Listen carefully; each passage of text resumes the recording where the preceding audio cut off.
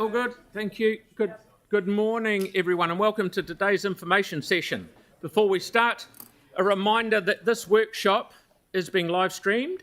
However, while this workshop is open to the public, it is for staff to provide guidance to elected members, not a forum for debate or for decisions. It is also not a forum for the public to provide input or bring other matters to the attention of the council. If a member of the public does want to provide input, please talk to staff and they will help you have your say. I have an apology from Councillor Donovan, and Councillor Harrison Hunt is on Zoom. Okay, so now we'll go annual plan briefing update. So fire away, Bede. And Well, your worship and councillors, and thank you very much. So here we are for a briefing and workshop session. Today's one has the focus on transport, and we recognise and acknowledge the lateness that the material was sent out. However, that material forms the collateral for the next, not only this workshop, but the subsequent 2 workshops, and we will work through that with you. Then the parks and 3 waters will come back, and they will have the updates from the previous workshops with some question answered, and the next and some more information of where that was requested. Just as a scene setter, you've seen this one, but it's a reminder, I suppose. We put it there for to inform you that the what the rates were set at 8.45. There is some pressure, and where we're operating, the budget build is going on at present, and the executive leadership team expect to see a first cut of the budget next week. And after we've had that opportunity, we'll be in a position to bring back and inform you through a workshop of how that is looking, and once we've seen those, what the effect is of various movements. Happy to take some general questions on that if you would like, your worship, about what we do with the budget build. We'll do it now? Yeah, now if you want, if there are any... Okay, if you're happy. Anyone would like to ask anything? No, carry on quickly. Yeah, or well, not too quickly. But the other, and of course, so that's the budget, but the other part there is that that's just a snapshot of the capital program for the current year, and then the subsequent 2 years that follow. And of course, what you can see is the actual numbers of what we did for 23-24. They'll shortly be audited numbers. We'll be bringing the annual report at the end of this month for adoption, where those numbers will be confirmed. But that's a very quick introduction. As I said, the primary focus of this workshop is around transport. There are 2 subsequent workshops on transport after this, and then there is the parks and 3 waters will provide an update. So with that, unless there are further questions, I will hand over to Lynette and her team. Kia ora koutou, thank you for having us today. Firstly, to introduce today, as Bede suggested, we have got 3 sessions booked over the next 3 weeks to allow plenty of discussion about all of this. I am very aware there's a lot of information in the first set of slides that it's going through. So we, in order to give you an idea of how we're trying to frame things up today, we're looking to focus on the capital program and the key changes, any key changes that we're requesting. They are there as a request and for discussion. We're also looking to bring forward again to the front of the discussion the outstanding resolutions from the LTP. They were effectively the group of amendments that weren't put right at the end of the LTP, so they're all in there. If there's anything missing, we really do need to understand that. So we can have some discussion on that. The capital program today will focus on the key programs that we've got. So we've got 4 or 5 key programs that we can discuss today, and I'm very aware that you got all of the programs and the detail of that last night, and there's lots in that. That is the detail that we will discuss over the next couple of weeks. It is also the detail that will be going to all of your community boards. So they are the community board sessions with Steve, Jacob, myself, are all starting next week, I think. So we're starting to get around all of the community boards and have that same discussion with them about the programs.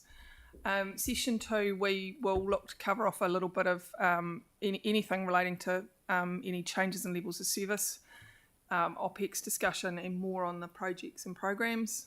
In Session 3, it's a little bit far out yet, although it's only 2 weeks away, a couple of weeks away, but we'll build that as we have these discussions. So I'm going to kick into today and just start off with a brief recap on the GPS. As you remember, Lynette, Sarah's got one wee question first. I think. Yeah, Wait, so and Aaron, sorry. Just on that program of things that we're going to be looking at, sorry, wrong one. how does that fit in with the discussion around the dropping the funding changes that have come through the GPS, or is that going to be incorporated into this rather than what was initially planned, which was a separate discussion? So we've had one separate discussion already. Yeah. So we have briefed you on the GPS, but we are looking to incorporate it. I think that's fair to say, isn't it? Yeah, we'd like to. So I think there's two parts, through you, your worship, there's two parts really. I think trying to incorporate it as we go through, but also I think we will at some point through here, we're aiming to actually just show what the funding and financing side of the program will look like. But at this point, we really want to navigate through what is the program of work and incorporate or acknowledge, I suppose, that the funding has been considered as we go through this. But the final numbers, we're still working through that on the program. Okay. Aaron? And then we'll move on. Yeah, sorry, my hand was a bit slow before we started on transport. When we had the big overarching numbers, parks, 3 waters, transport, etc., it'll be really good to get comparative numbers to other major cities around New Zealand and just broken to a per capita number, what they do on, just in case any of ours are quite abnormal. I'm assuming they're not far out, but it would be good to know what other cities are doing in those fields. Apples and pears. Well, yeah, on per capita. But still, Well, I don't know. I have a personal view. We've got a lot of parks, and we keep adding parks. We've got more than 1,000, which gives us a lot of parks per capita. And is the current way we go the best? You know, we should. I'd be just planting pockets of bush now. Wouldn't have more parks, but you know. But is it? But of things like that, is that mainly because of some of the big upgrades and drainage and all that we have coming? But it'd just be good to know. Or are some cities spending half this, double this? We can get that to you. The Eastman Reserve that we were opening of the other day, that is a stormwater basin, but it's one very big park, isn't it? So that square metres gets added onto the whole. And that would skew the data in a way, wouldn't it? Because Well, no, because it probably comes more under a 3 waters budget, but because it's stormwater. Right, now we've opened up something. I'd like to get going, but Ty. I mean, I don't need to ask the question now. It's just that it was about that table, so I can leave it till the end. No, it's table's right there. Go for it. Rightio, cool. Just to, like, as an overarching thing. So the budget next year, it's like, what's that? 28 million or something. Bigger than. Oh, sorry, that's 24, 25. We're in 24. Oh, sorry, yes. Okay. So those numbers roughly, right? Like as a generality, they don't really drive any significant rates rise, right? Like, I mean, 700 million here or there, 20 million change. That's like is my limited understanding of what drives rates increases. 86 million for 1% in the capital program. So that's much of a muchness, right? Like, really, in terms of the 8% that you talked about as the headline figure before as the overall rates increase. Through you, Your Worship, yes, correct, because it does have a rate impact, but it's quite a muted rate impact when you're talking $20 million across a $700 million program. You're right, it's about $90 million, I think 1% over 2 years is sort of the number we work to. is broadly at, so 20 million is, it has an effect, but it's quite a muted effect. You're So by correct. extension, we could whack $100 million off the capital program, and it would make almost no difference to the rates increase. Through you, Your Worship, I mean, I suppose we're always conscious that every time you add something, it adds up, and then there's also the consequential work around you've got to fund the depreciation on it, depending on the work, there's the operating and the servicing. So when you start adding on, there can be some flow-on effects that come from just adding to the capital program. But in terms of itself, 20 million on that capital program has a relatively modest impact on the rate. But I mean, I just pulled $20 million out of the year as a number, but just to give that relativity. they're correct. Yeah, okay, But cool, it thank kind you. of depends Okay. what sort of OPEX it triggers once it's in. Carry on, please, ladies and gentlemen. I think I'm on the next one. Oh, yeah. There you go. So, as a brief recap, we had a briefing regarding the outcomes of the NLTP. We talked about our maintenance ops and renewals and our low cost, low risk programs. Low cost, low risk programs come in slightly ahead of what we assumed, so we are there or thereabouts for our assumptions on funding for that. Maintenance ops and renewal, at the time we did the briefing, was slightly behind. We've since then received some more funding for our retaining walls program, another 5.2 million from the Crown Resilience Fund, so that is offsetting that slightly behind. So we're still working on that information, but we are coming out there or thereabouts at neutral for our assumptions for the LTP. And remember, the individual projects, being those projects that are greater than $2 million, they all need to go through a BBC process, a Better Business Case process with NZTA. And until they've gone through that process, we are guessing whether they will get funding or not. So until they go through it and we get a decision, we don't know. And they come through at the stage of the project rather than the stage of the LTP, which is challenging. The other thing we've had is that in the last few months, we've had a number of legislative changes that are impacting our program of work. The change to the new temporary traffic management guide we're working through at the moment. The setting of speed limits rule has been published, and the team are working through the implications of that. So it will be the second or third briefing where we get into the detail of what that means.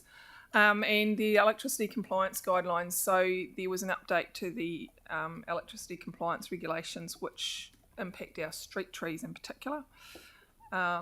Steve, do you want to briefly? They're not a big.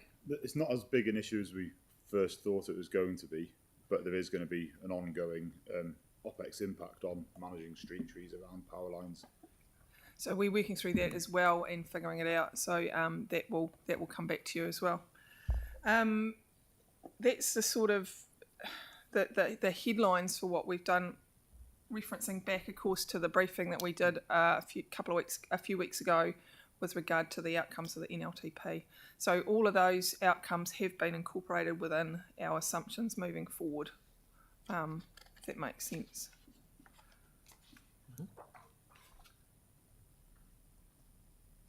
That's how our capital, I'm going to go into the capital program. Yeah, keep going.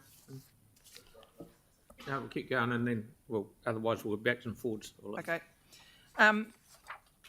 That's how our capital program looks for next financial year. That's what we're currently looking at a bottom line of just under 160 million to deliver. We did deliver that last year, so we do think it's a deliverable program. These are, and I know this is really small, I apologise. You have got a little more detail of that in the appendix slides that came through. One, there's a bit more written description on a slide, but those slides are on those appendices as well. They might be a bit easier to see. Just to run through, we've got sort of three main categories of, well, a couple of categories of proposed changes. These are staff proposed changes that we're looking to put to you. The first one is about rephasing within the program that we've got. So there's no additional budget being asked for, but it's changing the timing of our program, and that is for Lincoln Road PT. So we are looking to work through the business case process and get that funded through NZTA, but that is going to delay the work there slightly. So that staff are being a little bit more realistic on the timings of when that and the timing that that'll take to go through. And given the government signals, we think it's got a good show at getting. Given the government signals, it's got a good show at getting NZTA subsidy for that project. So we think it's worth putting the time into the business case to get it done.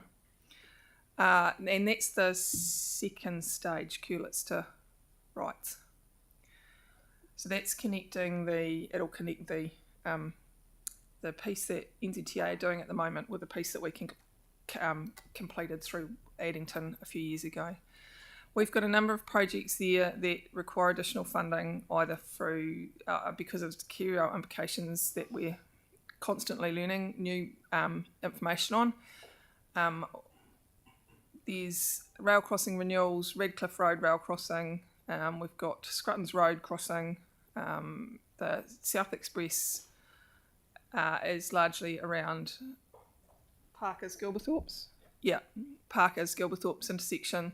Usually they involve crossing points, and then we've got a couple of the legislation changes. We've put a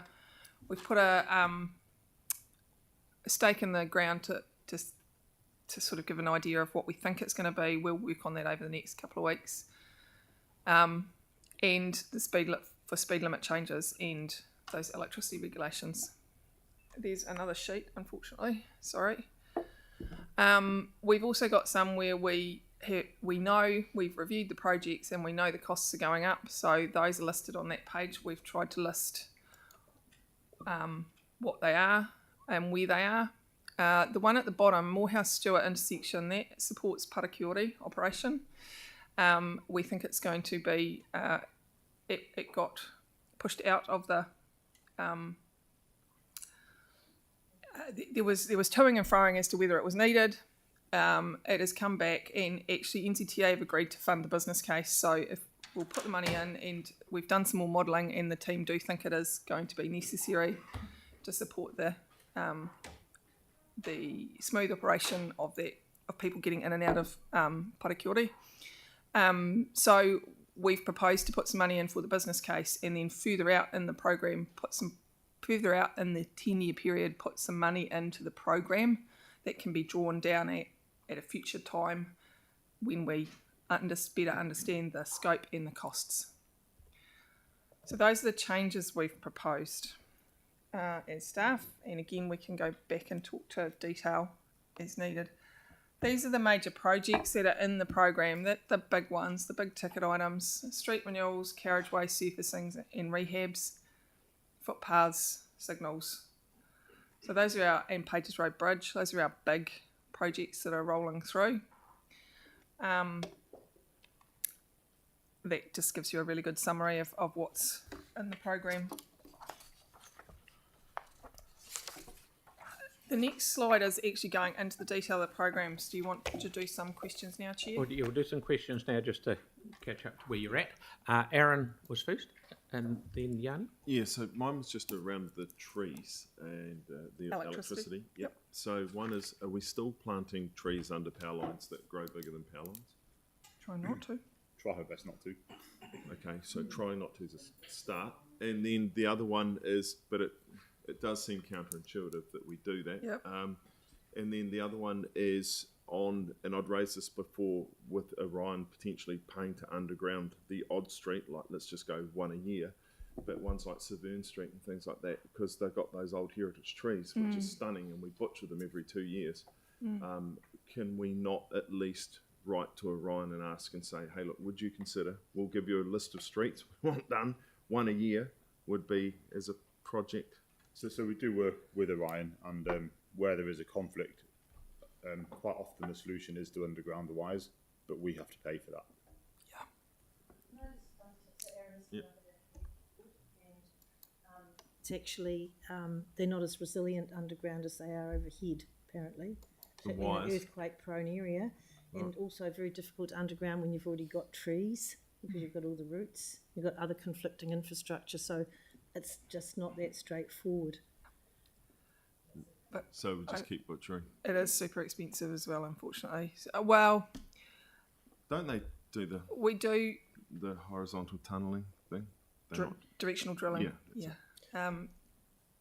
It's actually not as simple as that, because you've got boundary boxes going into every second boundary, and it's not, if you're drilling from one end of the street to the other and nothing else off it, it'd be quite simple, but every second section you've got to dive off into the boundary box, and it'd be a bloody nightmare. Yeah. What I would say though is our arborists do their best to avoid damaging the trees as much as possible. So Yeah. where we can, we try to avoid conflicting with them. Thought I'd ask. Just before Yanni's question, Stephen, in my street, a lovely big tree got taken down because it was dying in the top. And I've asked for, I'll say 2 cherry trees. I don't care because they're nice trees going in. And the great big tree, which would have been at least that round, okay, it was sitting in the berm over the top of what we would call power wires. And I'm told we can't plant new ones, a metre or so, or 5 metres, 2, away from it because of the underground services. Now, that tree's 45 years old from the size of the subdivision, the time that the subdivision's been in. Surely we can plant some even if they are about, or is it blanket if it's over the top of services which are already there? If the old tree was there, is it going to matter for the next 45 years if we plant a new tree over cables? Have we got a policy, if it's cables there, no tree? Is that simple as that? Most of the time, the utility providers won't allow us to plant over their utilities. So a lot of the time, we don't even have a decision in it. But on that matter, if we come back to you separately, Mayor, and we can work on a solution to that for you. Oh, yeah, but I'm just, yeah. It is the changing regulations from the utility providers that are causing us Grief. challenges. Okay, fine. Yanni, please. Did you want questions on the specifics, or do you want to come back to that later? On these slides that we've had so far. You had your hand up a couple of slides back, sorry. Yeah, that one. Was it? Yeah, I was just trying to get a sense of the big picture in terms of transport choices. Is there a kind of table that shows the money that the government approved, then the money that was taken away, what's being spent, what's unspent in terms of, or unbudgeted? Because there's been so much stealing from one pot, putting it into another, like with craft, transport choices, and LTP. I'm just really confused about what money sits where. And it would be good, we did get a table initially that showed kind of the bigger picture. But are we able to get that updated with the new costings as more information's come to light, so we actually know what the trade-offs are? Through the chair, yes, we will. We'll look to do the detail of that in the next session when we talk about the projects and programs in a lot more detail. So we'll bring you that detail for that session. And I believe it was provided in a report back to council when we were dropping the program, when the surf program got dropped. So we have got it, and we will provide it back to you. Yeah, and so when we go through to the specifics, then we'll have a chance to ask questions on the other ones further on in terms of the specifics. Is that? Sorry, what do you mean in Oh, regard well, to like if I take specifics? like the Te Aratai cycleway connection. Oh, yes, we're coming to that. Yes. Yeah. Yeah. Okay, hold off to then. And then just at a big level, like at a big picture level, I'm still like, where we've got cost increase to things, are we going to get a kind of list of what the staff recommendations are, or are you just giving us the? You mean that? Yeah. So is this staff recommendation about what will be in the draft annual plan, or is this just telling us if we wanted to add them, This is then staff. we should move that? This is a staff recommendation for adds to the annual plan Okay, thanks for Thank you, clarifying. Yanni. or discussion. Sarah's 2. Kia ora. Couple of things. The bit on the, no, it was just on there. The one that had the legislation stuff. Oh, yes. Yeah. Come on. No. The table. Oh, that one. That one. With the speed changes, Yes. do we know yet whether there will be an elected member decision as part of that, or whether that has to just be done under staff delegation? We will have to come back with that detail. Do you have an idea? Not at the moment, no. We're still working through it. We've asked our legal team to have a look at some of it as well, because some of it isn't overly clear, but we will, once we're comfortable with what we think it's saying, come back to all of you and present what we think. Okay, and the cycle facilities and but the speed change legislation, does that mean that some of our cycleways, where we've put in neighbourhood greenways without lots of engineering and stuff, when we've just made it 30k, Yep. does it mean that those 30k ones on our major cycleways might have to go back up to 50, making it unsafe for kids to bike to school down there? Hopefully not, and I don't think it will, but we will confirm. Yeah, We because have to look at it, and that's Yeah, why yeah. we're being. Okay. We're trying to be as pessimistic as we can, so that we're prepared for Yeah, whatever. yeah. So the speed limit changes came out about a week, 10 days ago. Yeah. They were published, Yeah. and the team are only they're very lengthy and detailed. Yeah. Okay. And the footpath stuff, there's no government subsidy for footpath maintenance now, is there? There's some. I know I said no earlier Yeah. when you asked me. There is some, but it is a very limited pot, and we are basically using all of our part of the pot. I'll just check over my shoulder. I think we're basically using all of our part of the pot on our maintenance work. Okay. And we've got a report coming up soon on the overall footpath maintenance program, including our BAU Yes. and the roving footpath Yes. crew and all of that kind of stuff. So Steve's here today, so he's now got that on his list. Great. Cool. Thank The you. other Steve. Okay, Mark, please. Thank you. I heard one of my favourite locations mentioned there, Parker Gilberthorpe's. Yes. And I'm looking at this Oh, table. sorry, it's that table there. Yeah. Yeah, and it's got That's the South Express cost. South Express plus 5.8 and 28.34. Is South Express construction going to take that long?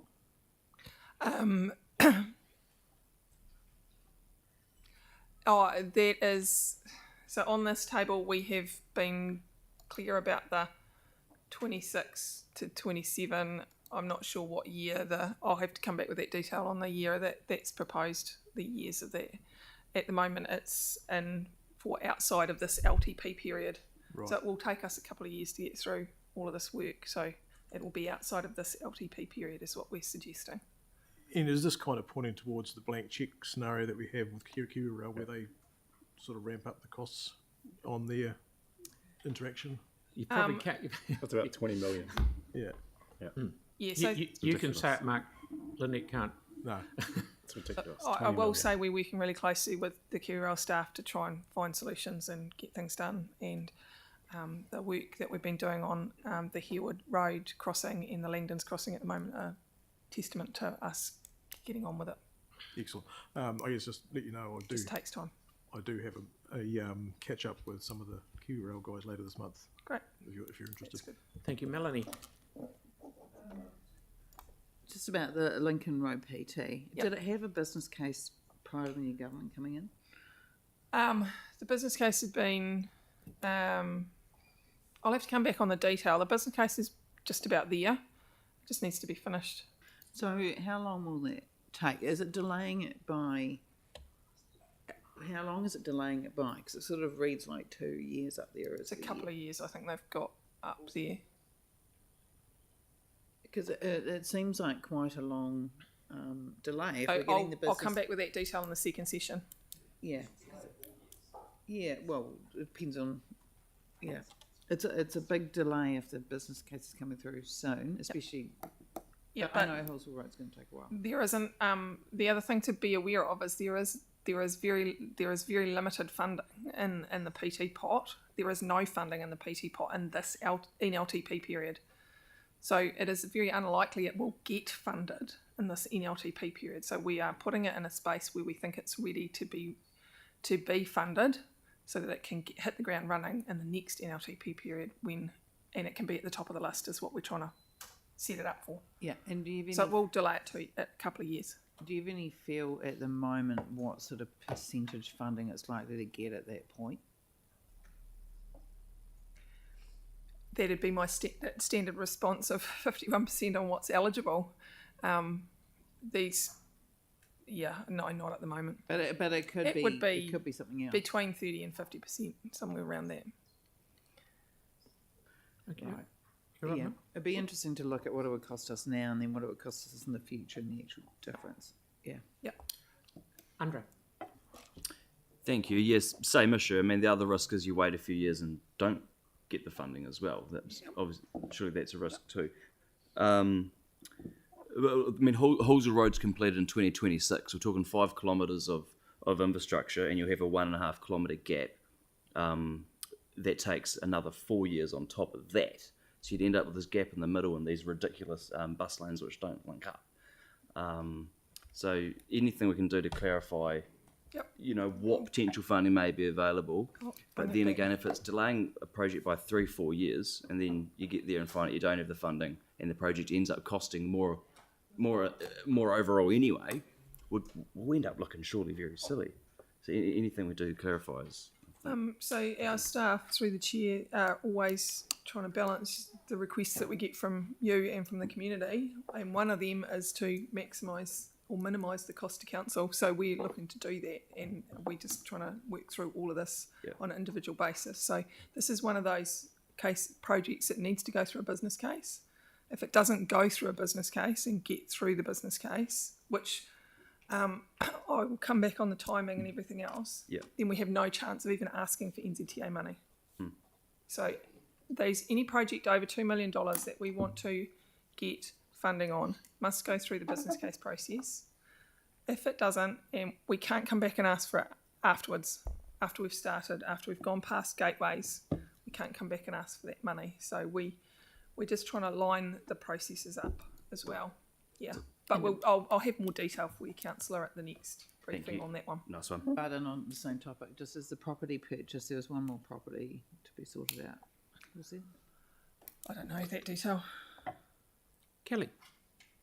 Sorry, just going back to street trees interfering with power lines. Were you saying that we're responsible for trimming those trees? Yep. And do you have any idea what it costs us on an annual basis to trim trees that are potentially interfering with power lines at all? Oh, we'll come back on that one. We'll have to come back on that one. Yeah. You don't have a sense of it, sort of thing? No. And I wouldn't like to put a number out there today. And that's an OPEX cost for us. So we'll come back at the next session on that. I'll add some notes on that one. Yeah, and it'd be really interesting to know what it's costing us. Thank you. Aaron.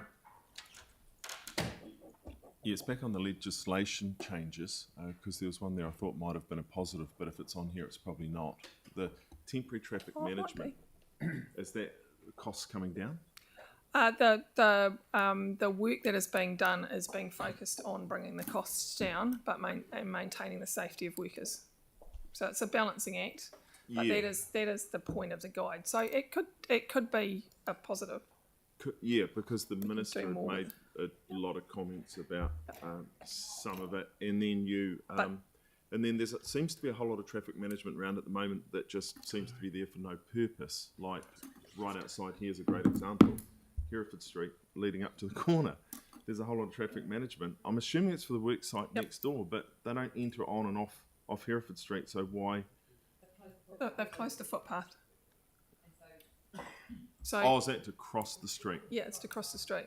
It's the crossing point for across the road because they've closed the crossing in the footpath. So, yes, and I think we should give you an update separately about the changes to the temporary traffic management, to the new guide, and what that means, the implications of that for us as an organisation. All of those road cones for people to cross the road. Right. Yeah. It's creating a crossing point. Coned island in the middle as a bit of a refuge. Yeah. Then Cone Island's got a ring to it. It has. And then on the other side of the road, all those parking bays are coned out. Because if people were parked in those bays... Bay at Cone Island. Yep. If people were parked in those bays, it would block the visibility of anybody trying to cross. Right. Wow. But now you've explained it's a cone island, I can almost see that it is. Okie doke. All right. Tyrone. Shall I, No, I thought that was very for the good. chair, shall I move on? No, two more. Oh, Sorry. two more, Sorry, sorry. just in terms of unsealed roads, where am I kind of seeing anything to do with that wrapped up in these numbers? That's in, I mean, is there detail available? it's in that number there, access. All your unsealed road stuff sitting up in transport access. Right, and, it's And just it'll kind come of through just in a lumped minute. It's just part of a big program. It's So part of a big program. okay, yeah. no, that's cool. Thank And you. you'll get that detail at the board as well, but you will have it in your sheets. Okay, that's fine. Thank Okay, you. we've got two more. Andre and then Yanni. Thank you. It's timely, so we'll ask it now. I actually had a complaint the other day about council doing too much work. Road marking. So I understand that they're done every year, but you'll come to that later? All right, nice one. Thank you. And Yanni, please. Thank you. Yeah, sorry, the Pages Road Bridge, like, do we have a clear understanding now of how much money it's going to cost and what we've got on budget and what the gap is from the NZTA funding? Because I don't see it. We have no, sorry, next one. That one, we have 62 million on budget, 62.3 million on budget for the next 4 or 5 years. We are working through the business case process with NZTA at the moment. And that once that's done, then we'll have that information, and it's not done yet. And are we going back to government given that that was a skirt repair that failed?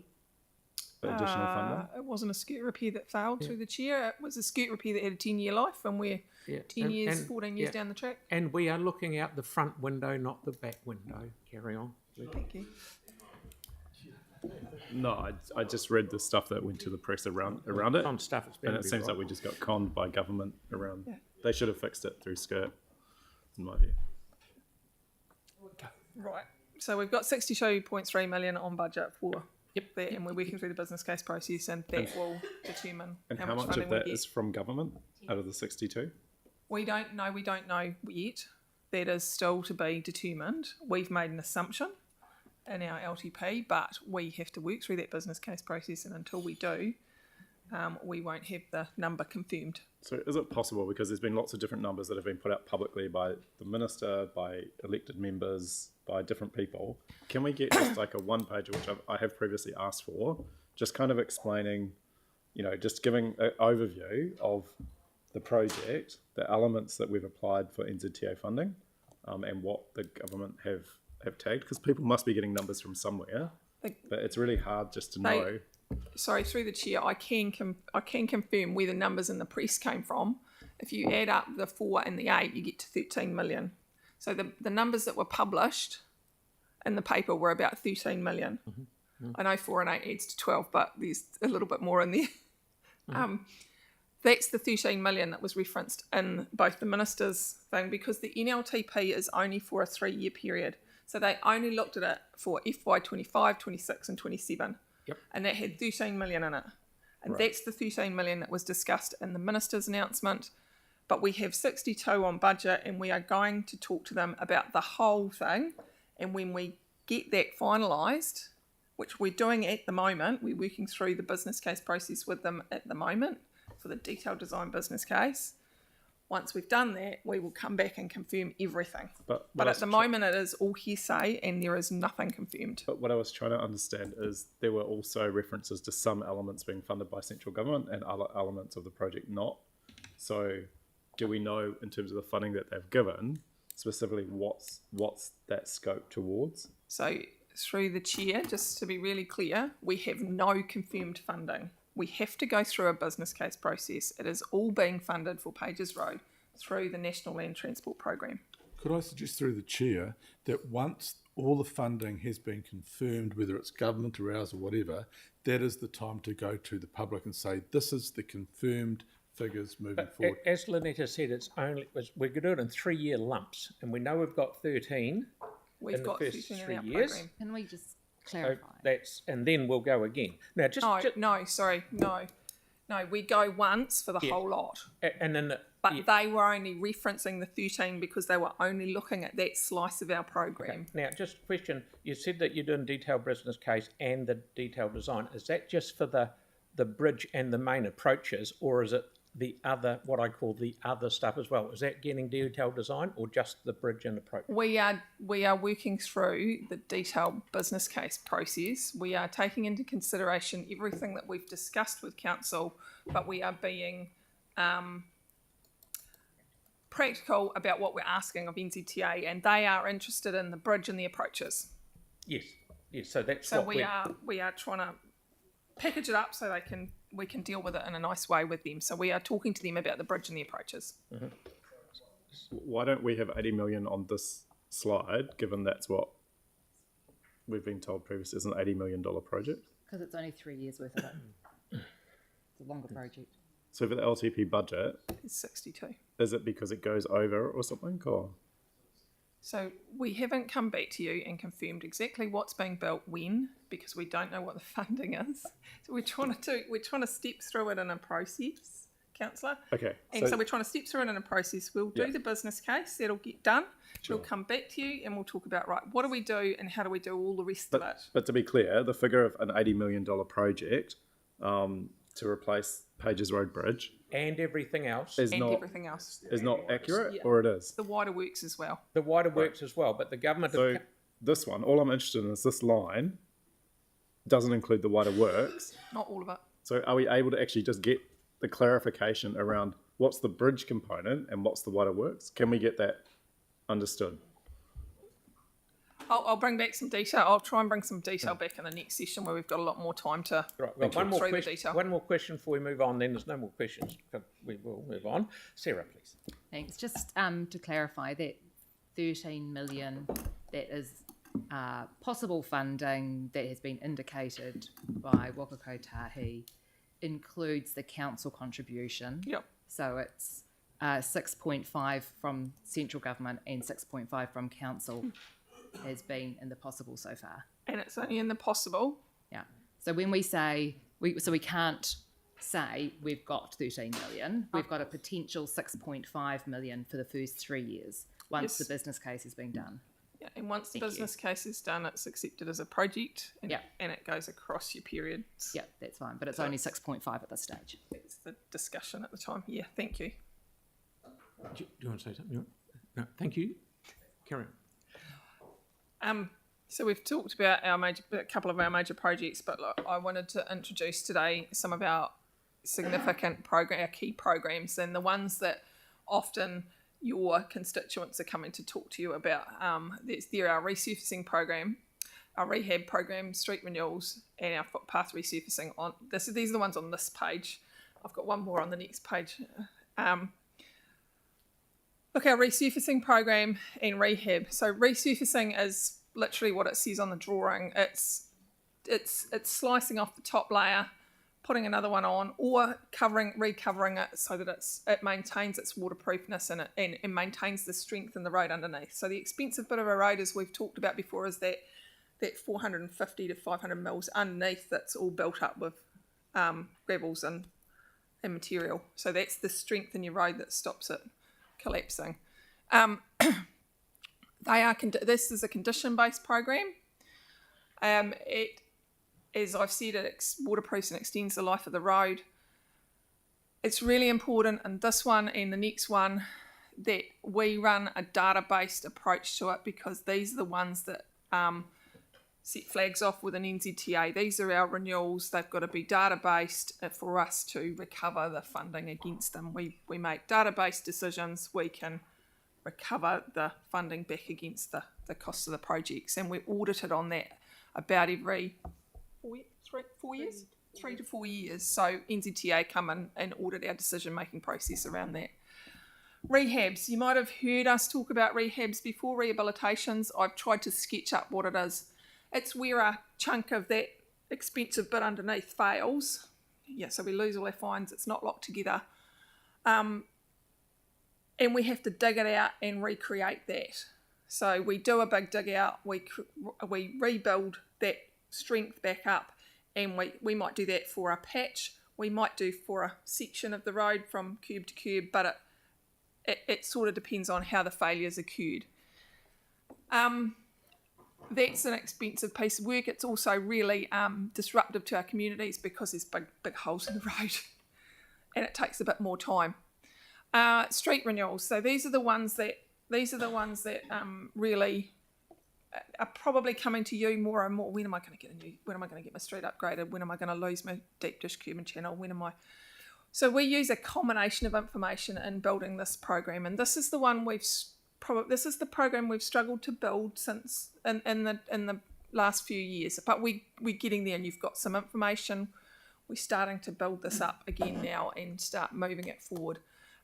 We use a combination of condition data, age, but also land use. So you're all aware of the fact that we're looking to go down Condor Ave and renew that. It's the Cuban Channel's pretty broken down there, but there's been a change in land use down there since the earthquakes. There's a couple of aged care facilities on either side of the road. We've got deep dish channels. They're really difficult for lots of people. They're particularly difficult for elderly and to get around. The issue with removing deep dish Cuban Channel is we then have stormwater costs, so it starts getting very expensive. But we are looking to build that program and gradually start building up what we can deliver across those. We've had a few delivered this year in Richmond and out in New Brighton Way. Is it New Brighton Coastal Way? I think it was. There's been a couple delivered over the last couple of years. So we are looking to build up to having more streets delivered in that program over the next few years. It does it basically renews the whole asset from boundary to boundary. That's why I've got the thing right across the street. We renew the footpaths, we renew the curbs, and we renew the road. Sometimes we can use some of that road structure and we don't have to rebuild the whole thing, but it definitely gets a new surface over it. Footpath resurfacing, this is the one that Councillor Templeton raised before, is there is less budget in our footpath. There is less budget available for footpaths and funding for footpaths, but we still have quite an extensive footpath resurfacing. And again, this is age and condition based, so we try and target those that are the really old footpaths and the ones that have got condition issues. We've now, of course, got, and you've heard about it before, our new AI tool for actually looking at the condition of footpaths. So we're getting better and better information on how we use all of these. So all of these programs have quite a bit of data behind them, which I'm going to try and give you some more information on in our next transport report. We have roughness surveys done on all our roads every year, if I remember rightly. So that's a condition. I think there's a machine that runs over the roads and it measures the roughness. We've got the AI tool for footpaths, which are challenging to get that information. And our street renewals take a combination of all of the different asset classes. So curbs, if the curbs are gone and the footpaths are gone, it's probably a good idea just to go in and do the street. It's that sort of it's that sort of decision making that we're trying to make in those street renewal programs. I've got me and Mark. Just roughly with the street renewal, Lynette, you also look at how old or knackered the sewer is. Yep. Under it, and then it becomes Brent's issue. Yep. Yeah. And the water supply. The water supply is often the big one. Okay. Yeah, thank you. But we never try, if we went down the line of, say, that's street renewal there, and it had overhead power lines on it, we probably wouldn't push that because it would just cost an arm and 5 legs. So prior to the earthquakes, we were doing, showing how long I've been here, we were doing a quite an extensive program of street renewals, and largely they were focused on removal of deep dish Cuban channels, and we were looking at a lot of undergrounding at that time as well. So there was a lot done. We had different conditions and different agreements with our utility providers at the time, but even then it was costing in excess of $1 million a kilometre to underground. So it's very, very expensive to underground. And as Orion have raised, it's from their perspective, it's not as easy to reinstate the lines after a natural disaster when they're underground. But so the answer, Mr. Mayor, the answer to your question is no, usually not. We're not usually looking at the power lines. Okay, fair enough. Mark? Thank you. I've got I guess it's a fairly specific question here, but one of the roads that's raised in my mind very recently was Amy's Road, where it was due for resurfacing this coming year, I believe, and we've now changed that plan, having learnt the condition of the subsurface. Yep. And just looking at the program that we've got in our pack here, we're now looking at 28-34, so next LTP cycle before it gets renewed. Is it what I'm reading? Can I come back to you on the specifics of Amy's Road? Yep, there we go. But you have raised with me a wee thing that Steve will probably shoot me on.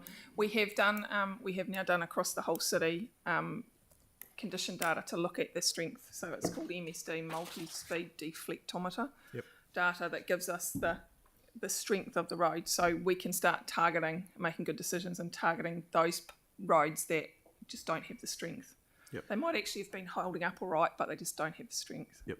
Okay, so I'll come back on Amy's specifically. Now, Pete, we've got a long way to go yet. I'm just here. I am throwing all these questions in, and we'll end up because there's a lot more coming after this, isn't it? A lot. If we're going to be here till 12:15, was that what it was? 12:45 is when this time has got our time. It's not just transport. There's more, isn't it?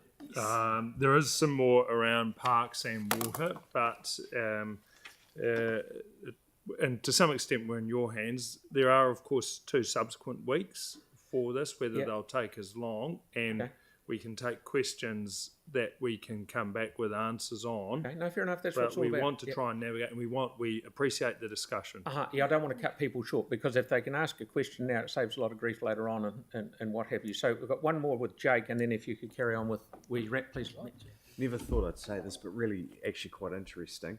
With the footpath resurfacing, is there an element of rehabilitation for footpaths as well, or like getting at the actual... The footpaths are, because they don't have the weight on them, right?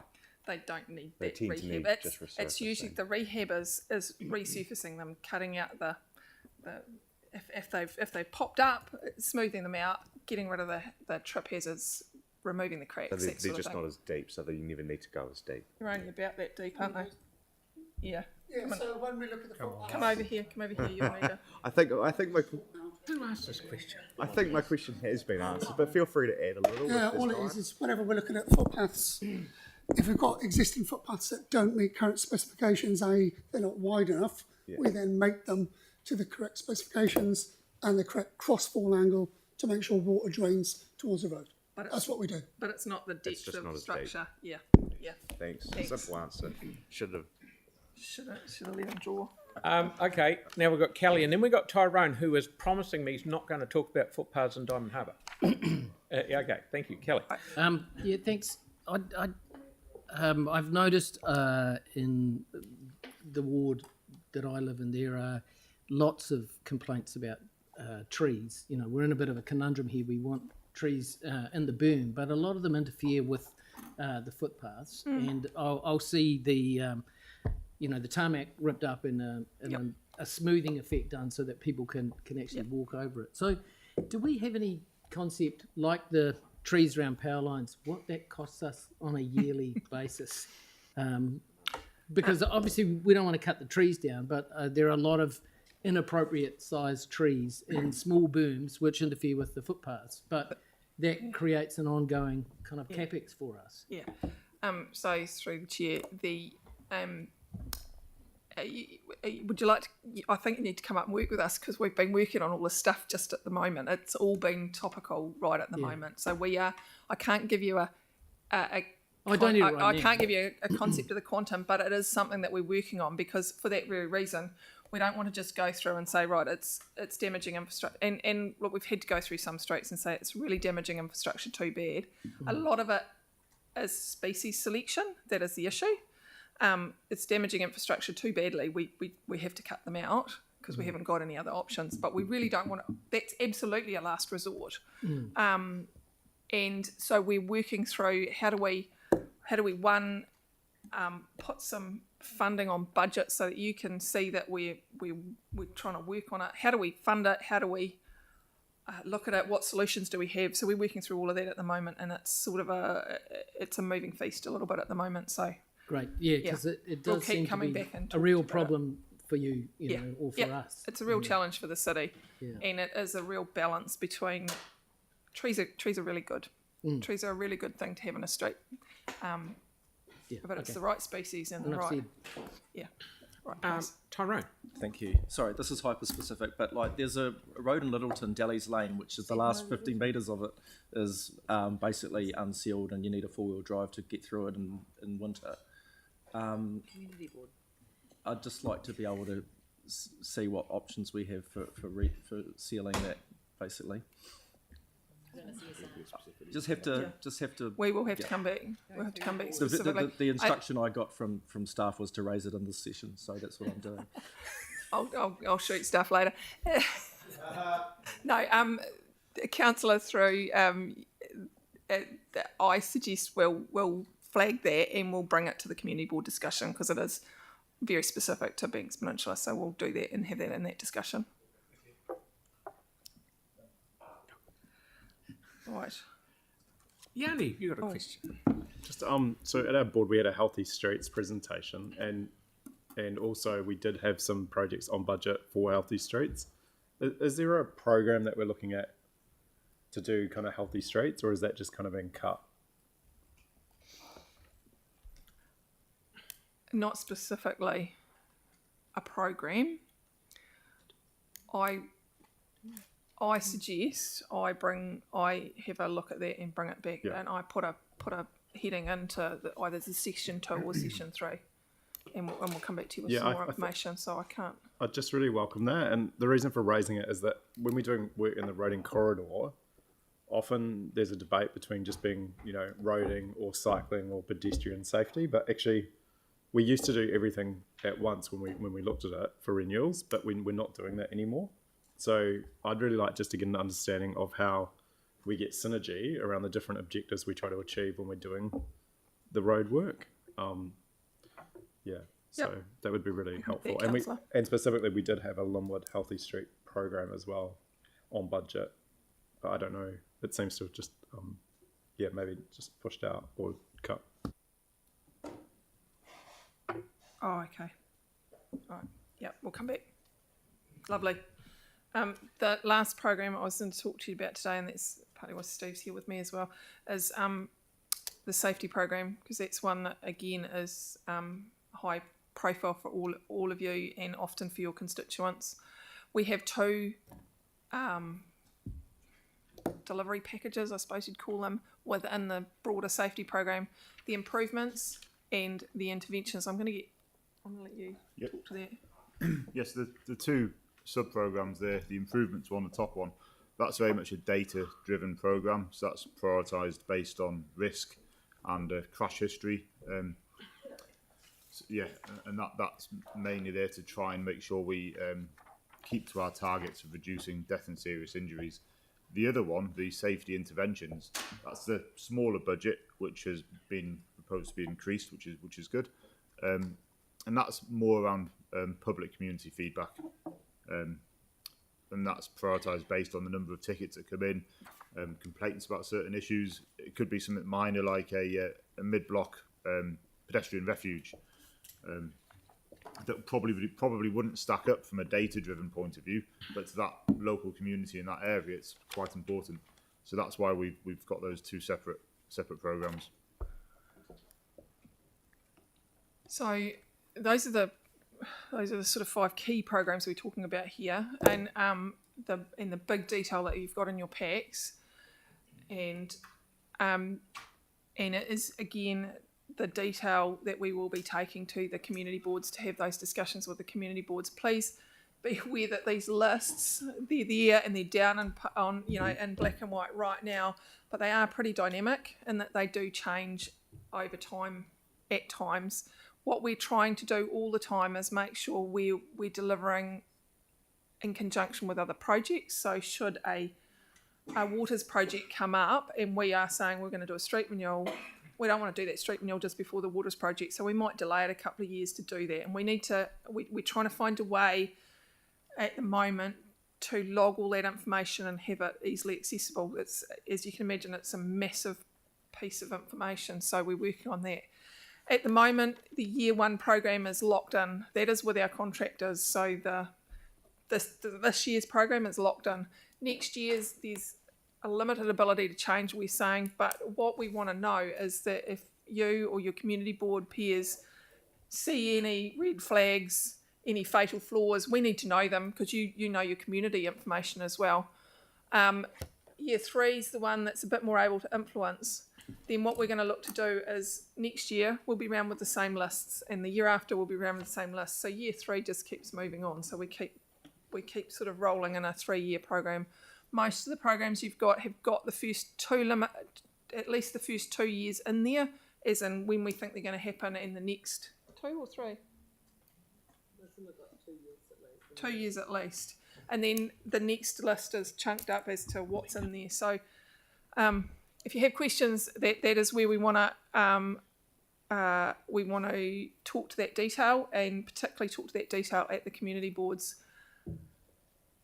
And all of those community board sessions will be completed before Christmas, well before Christmas. I think we're well in by the end of November. And that's the point. The next one's going into the amendments post LTP. So I think this is the point for final questions on programs through the chair. Yeah, just a small question. Thank you for this information. It'll be good to see those lists. My request, please, is that as you present each year with your lists that are coming up, that you show a variance in terms of where you've changed and why you've changed, so we can clearly see what that is rather than just be presented with new lists every year. Yes, that's what we're trying to achieve, Thanks. I'm also trying to do that, councillor, so that it doesn't take staff away for a few weeks to work that out. So, yeah. I'm sure there's some whizzy tool out there that we can find.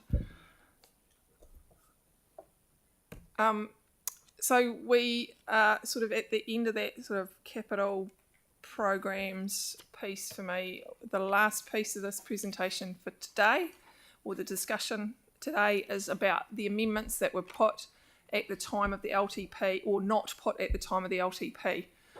They all came through as actions, carryover actions, so we've got them. This is a summary list that hopefully is useful. Look, the detail of the wordy detail is all in the attachment that you got to go with this on each of the actions. Just to start off, I've said the number one action, because it was to report back on the NLTP funding, is completed. It's completed in the sense that we have reported back on the NLTP funding, but it's not completed in the sense that we will continually keep talking about how do we report this and talk to you about the implications of the decisions that have been made. The other one up there that I've said is underway is the Northcote corridor improvements with the community board. We're working through that feasibility study, and there's due to be some work back to the community board soon. So that is underway and going. The other one is number 10, minor safety interventions. There was a proposal to put an additional 300,000 in the minor safety interventions. We've included that in the staff recommendation to do some more of those minor safety interventions. Those the community-driven solutions that we've talked about. So those are the 3 that don't have a sheet moving forward. So what I was proposing, Mr. Chair, is that I'm open to it, actually, to be honest. But I'm proposing we run through these. I've got a sheet per intervention. There's about 10 of them. There might be a bit of discussion about what you were thinking when you did it. I might have got the wrong end of the stick from the action, so that we can then build this forward and then get an understanding of what we think the next steps are. Excuse me, that was a bit random. Mm-hmm. Sound right? So the first one off the list is Councillor Johansson's proposal to add money to complete the Improving Bromley Roads work. My understanding is that the community board, the staff are working with the community board. There's a briefing had or about to be had on this program of work in the next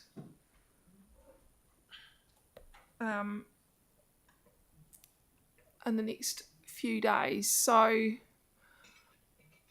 from my point of view, it's if we're adding $10 million, what are we adding it for and to do? So that would be my question. This may come as some surprise that Yanni's got a question on Bromley Road. So we were supposed to have a plan in place by now. So that's the first problem. That despite many years of being told that this work is underway, we have not come up with a holistic plan around the improving Bromley roads, which is what I initially got council project funding for. So like the North Kit corridor improvements, we were told as community board that the council didn't have the funding, so we had to put a project bid in to get the funding, and staff topped that up with some other funding to get a project manager to actually do the project. We've never actually got to a point where we've had the plan produced. I was told it's going to be consulted on in the first quarter of this year, and then approved, or but it hasn't. Okay. And what's happened in the meantime, the problem is that staff have come to community boards with information that's very difficult to comprehend in terms of priority, but also in terms of the community. So in the absence of having a plan that's consulted on to find out where the community priorities are, the staff have just come back and said, we want to spend the money on this, this and this. What do you think? And the board, by majority, I think, not in a non-decision making process, has said, as I understand it, here's some direction. But I'm struggling with this process because I can't get budget bids in until I get that plan approved, but the plan keeps getting delayed, and I don't know what I can do to actually get that plan in place so that we can go through and say, here's the kind of overall package. To give you one example, at the board briefing, we were told Hay Street is now on the list of apparently street renewals in terms of priority.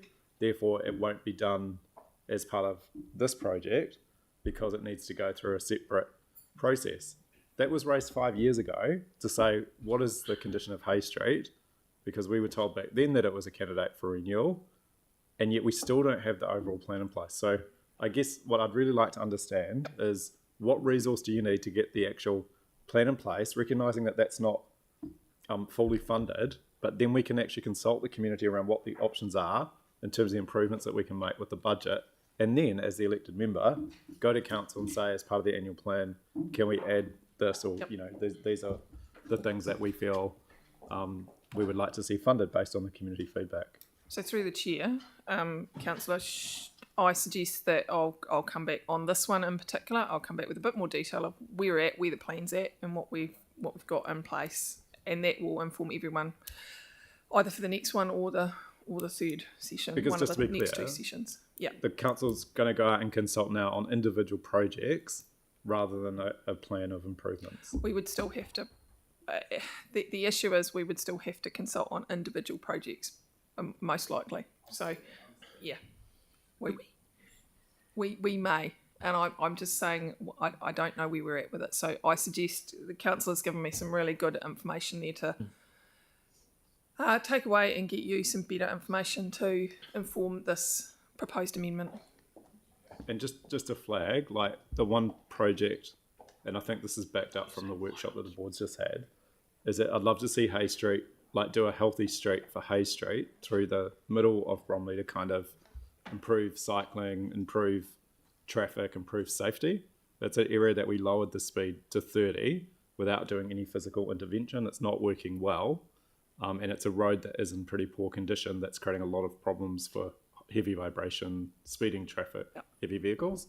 So I really do want to get to a stage where we can consider, rather than just putting in a whole bunch of low-cost temporary kind of treatments through this area, but if there was a way that we could enhance the area by having a decent road renewal along Hay Street and getting some of those other positive things. So just so people are aware of my comments. So let me check my 5 bomb. When you say road renewal, are you talking road side to side, footpaths, the works, or what? Because there's a difference between how much money Lynette hasn't got. Yeah, I mean, it would be at the upper end. It would be an actual road reconstruction, as I understand it, based on the condition. Again, like it's been frustrating. I'll come back and put that in the information.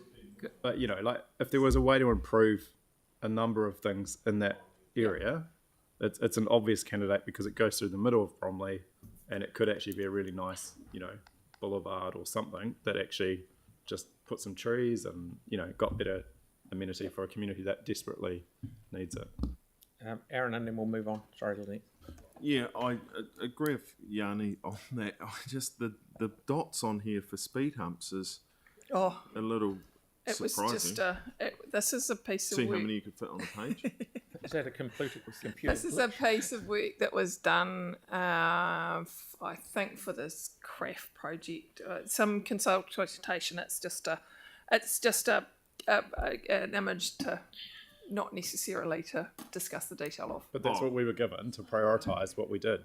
I mean, it's ineligible, most of it. Yeah, so I agree with Yanni that it should be like the Living Streets version where you put a whole lot of trees and gardens and all sorts of things in to slow the traffic down rather than 11 speed humps on one street. That will be the New Zealand record. So that'll be a reason for tourists. That's not what that is about. Is this sitting with the community board though? Yeah, it is. So It is. So I'll make sure you've got the information and know where it's sitting. Yeah. Looks like someone's been playing whack-a-mole with Smurfs.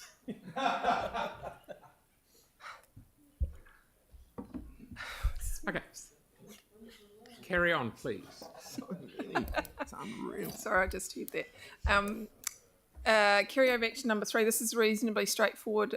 Councillor Goff's not here right at the moment, but this is with regard to Brindle Road resurfacing. This was asking to add Brindle Road into the street renewal program in FY27, so the third year of the LTP. We will discuss this one with the community board, and it will come back post that discussion with the community board. We'll let you do. So that one's when pretty you say straightforward. that's changing to curb and flat channel, you're talking Yeah, about, this one is about changing to curb and flat channel, and there's an aged care facility down there, and in the curb itself is has got condition issues. because this. I know you're doing stuff with priorities in different wards and stuff like that, but this one is light years worse than Hay Street. Sorry, Yanni, that because it's already got curb and flat channel. So this is the issue you've got on how you spend an ever decreasing pot of money. Yep, this is the balancing act that we have, but we're looking to have that conversation with the community board sometime over the next 2 or 3 weeks. Mm-hmm. Okay, Aaron. Yeah, so this one I know quite well because it's part of my rat run route, and the condition of the road is I challenge anyone to find a worse condition road than this. Okay, send them through because I will go have a look. Yep, no, text them through. I'll go have a look. But this is also causing damage to vehicles and to people. There's been some injuries reported to our community board and flooding. So it ticks literally every single box, but still doesn't get done to 27. Why is that? That was the amendment that came through, and that from Councillor Goff, and that's what. So that proposal there is my summary of the amendment that came through. That conversation is going to be had with the board Because some in of the the next things couple of weeks. that a number of elected members have asked for years is if we can see the 3 years worth of renewals, and then are we allowed to swap? Because I can't think of a street in my ward that should be ahead of this. And if people are being honest, they will have, like Mel's got 2 obviously, but the community boards want to be able to play jiggy with the arrangement, rejig the arrangement. So through the chair, that's exactly what the conversation we'll have with the board is. Yep. Thank you. Yep. Cool. Thank Go. you. Go. So there was a proposal to reinstate the original budget from 21-31 for Clyde, Rickard and Wharanui. The staff are doing some work at the moment, and I'm proposing that this information will come back to you as part of the next annual plan. So there is a bit of information to do to understand the problem.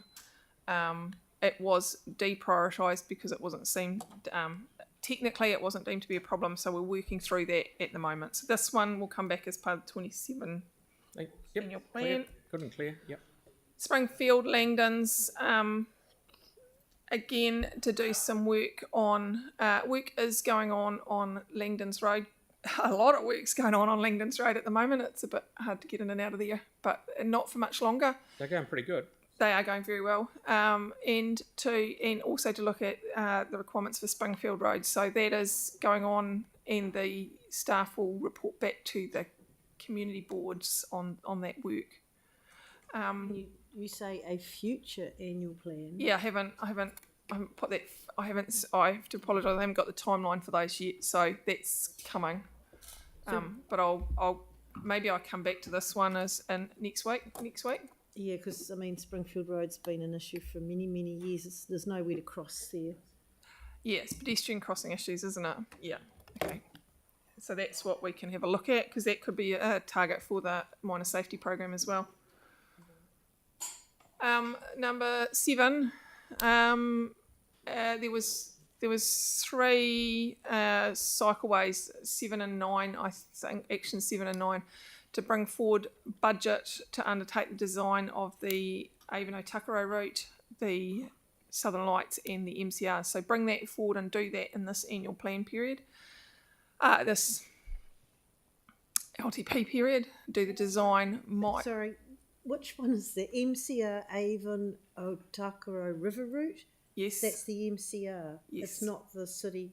No, not the city to sea pathway. It's the MCR. That's confusing. So why is it called River Route? Because it's not the River Route. That is the name of it. That was gifted to it. Confusing. Unfortunately, we have to work through that. I suggest we should change to the Māori name on that one, because it is less tied to the river. Would be help. Yeah. Yeah. Thanks. But it is the MCR. And the other two, the Opawaho River route and the Southern Lights. Our staff recommendation is to not do this because we need to work through the business case process, and we have, in doing this work, we should have had, we need to do the business case. We need to get through the business case to a point where they will fund doing the work, the design and all the rest of it. So we need to work through that, and that'll take us a little while. And there is no funding, and unlikely to be any funding in the next funding period, in this funding period. Sarah. Have you got the capacity and the resources to do the business case? We can. That's the key thing, really. If the business case is first before this, yeah, then making sure that you've got the capacity to do the business case is probably. So I suggest working out what that is. Yep. We'll come back on that. Thank you. Yanni, please. Yeah. So I get that there's still some design work to be done, but the initial preliminary route assessment has been finalised. Are we able to get a copy of that? Because a lot of that program level budgets that you were just referring to previously include Pages Road.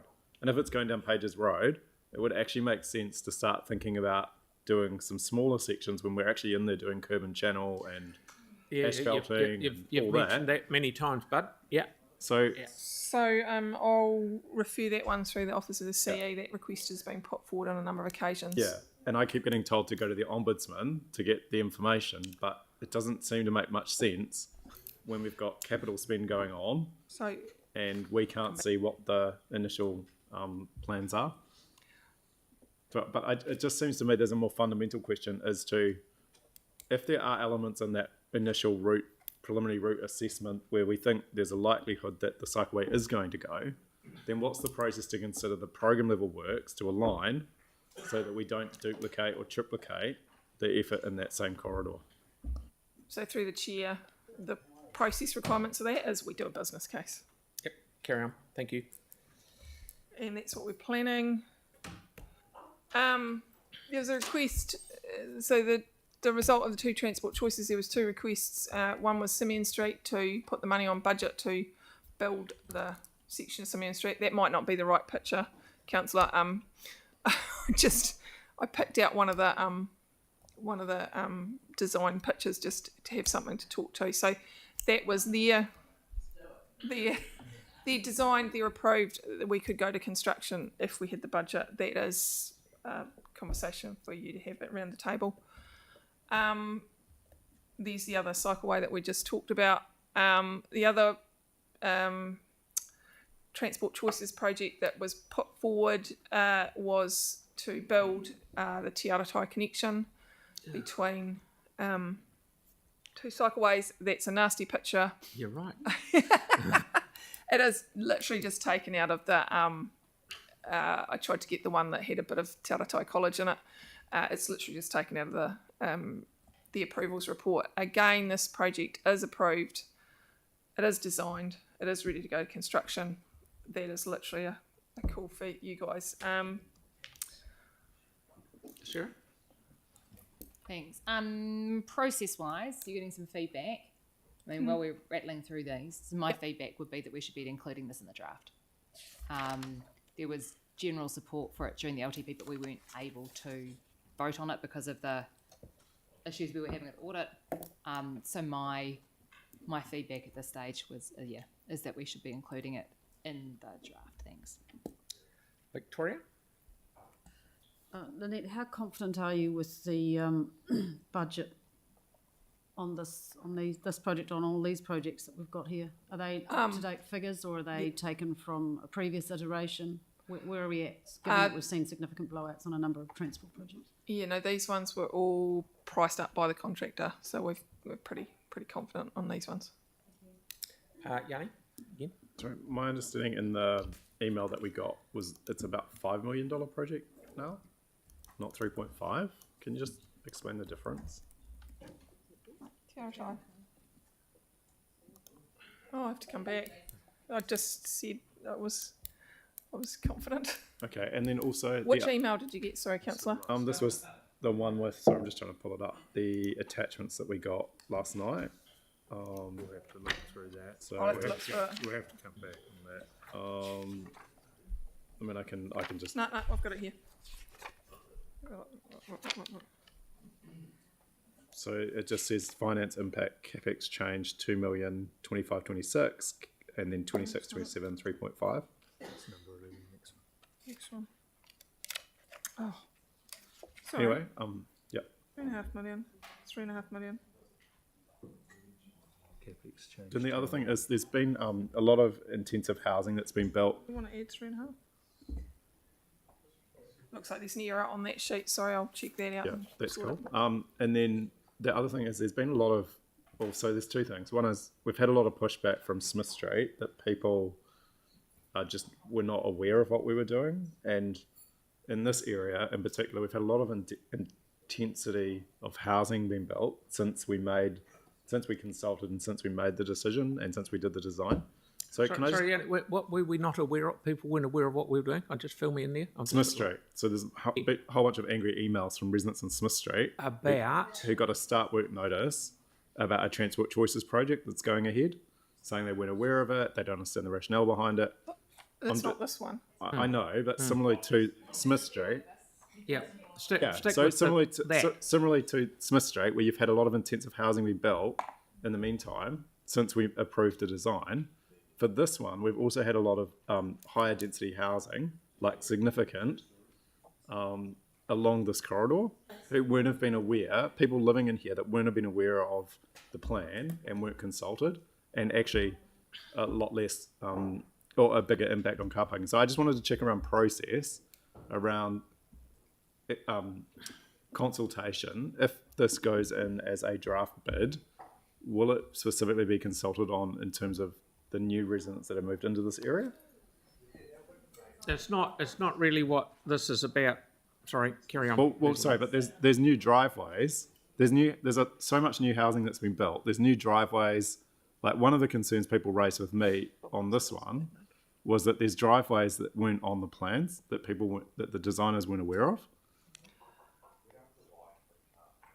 I'm not talking about a car park. I'm talking about driveway access to people's properties that impacts on the design. Lynette's got an answer. Through the chair, in order to help the councillor, the process would be, we would go out and review it, and this has been done to a scheme design stage. It still has to be detailed and then put out. Like, it's ready to go out to construction, but we would go out and review it, and we would also do an information session in relation. If it went through as part of the annual plan, I would suggest that it would be consulted on as part of the annual plan as a project, but it's not consulted on in the detail in that sense, but it can be highlighted as part of the annual plan consultation. A list of the number of consents that have been issued in this corridor since we approved the design. Thanks. Carry on. How many? I just can't find it on my screen. How many more carryover ones have you got? One, two. Because the question I was going to ask, if we put all these carryover ones on, how much does that add to the what could be a rate rise? Just think, I don't need the answer now. I'll do that for next Yeah. Tuesday. Treat. Because these are all on top of. Yeah. Yeah. So the point, it's 0.08 across the whole program, wasn't it? They're going to come back on Carry Tuesday. forward. Carry on. Carry on. Look, there was a second one from Councillor Johansson raised a second one in relation to Te Aratai Cycle Connection, and that he asked us to fund an investigation into alternative routes for the cycleway connection. Staff recommendation is not to go ahead with this. This was actually dealt with as part of the hearings process for the approval of Te Aratai. So just as an update, that's where we're at. And the final one is, just leaving the biggest till last probably, is to defer construction on Wheels to Wings. Now, in relation to Wheels to Wings, I think really today I don't want to go down that discussion hole. Rabbit hole. That said, I do want to highlight with you what the plan is and where we're going to talk. So we will talk about Wheels to Wings in depth at the next briefing session. We've sent you an email. We've sent you a memo. I think you got it on Friday in the Friday pack. It's got a lot of information about things to do, budgets, updated figures, all the rest of it. We've pulled everything together. Look, it is very long. It is reasonably complex as well. We've tried to keep it as straightforward as we can. So we have got a drop-in session this afternoon. Come and talk to staff. There's a lot better informed staff than me going to be there, so they will be able to answer your questions. But we'll all be there. So and Kelly will be there, the project manager. We're also going to have some one or two of the staff from the contractors that did the investigation work from the railway line back up towards about where we are now on that picture. They're going to be there to help answer some of those technical questions around construction and that sort of thing. So anything we can do to help give you as much information as we can, we are we're open to it. And any more information that you want, just ask. We'll see what we can do. Thank you very much, Lynette. Oh, yep. Thank you for the info session this afternoon. Keen to go along to that. Just for now, really quickly, keen to understand if your proposal there aligns with then what option number 7 was in your memo. So although it's deferring the project, you're still doing the works at the eastern end of Harewood Road to connect the MCR from Matson's Ave onto Harewood Road, and still signalising Breen's Harewood. So is that the same as that option 7? So at the moment we haven't proposed anything. The amendment that was put forward as part of the LTP was to defer all construction. What we've tried to do is come up with some options of what could be done within budget. So at the moment we have left the LTP as proposed. We are looking for a conversation and a discussion with you, and then we move it forward. Sorry, I'm not clear on that, because option 7 is essentially to defer construction of it, but to keep those two parts in with the signalisation and connecting the MCR. So it would be really helpful to understand exactly what your proposal is. What our recommendation is. Yeah. And that will come back. We'll do that in that detailed discussion next week.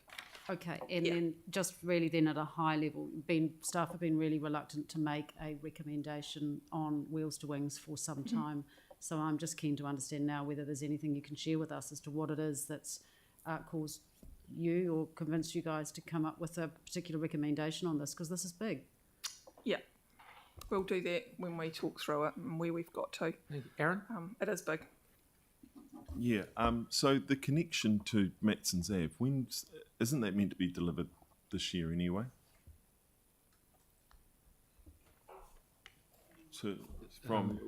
Section 1 of Wheels to Wings is in the LTP for the start of construction this year, so that's why we need to know which way we're going. And the traffic lights at Harewood Breen's Gardeners are set for delivery this year, and we're a third of the way in. When are they in the budget?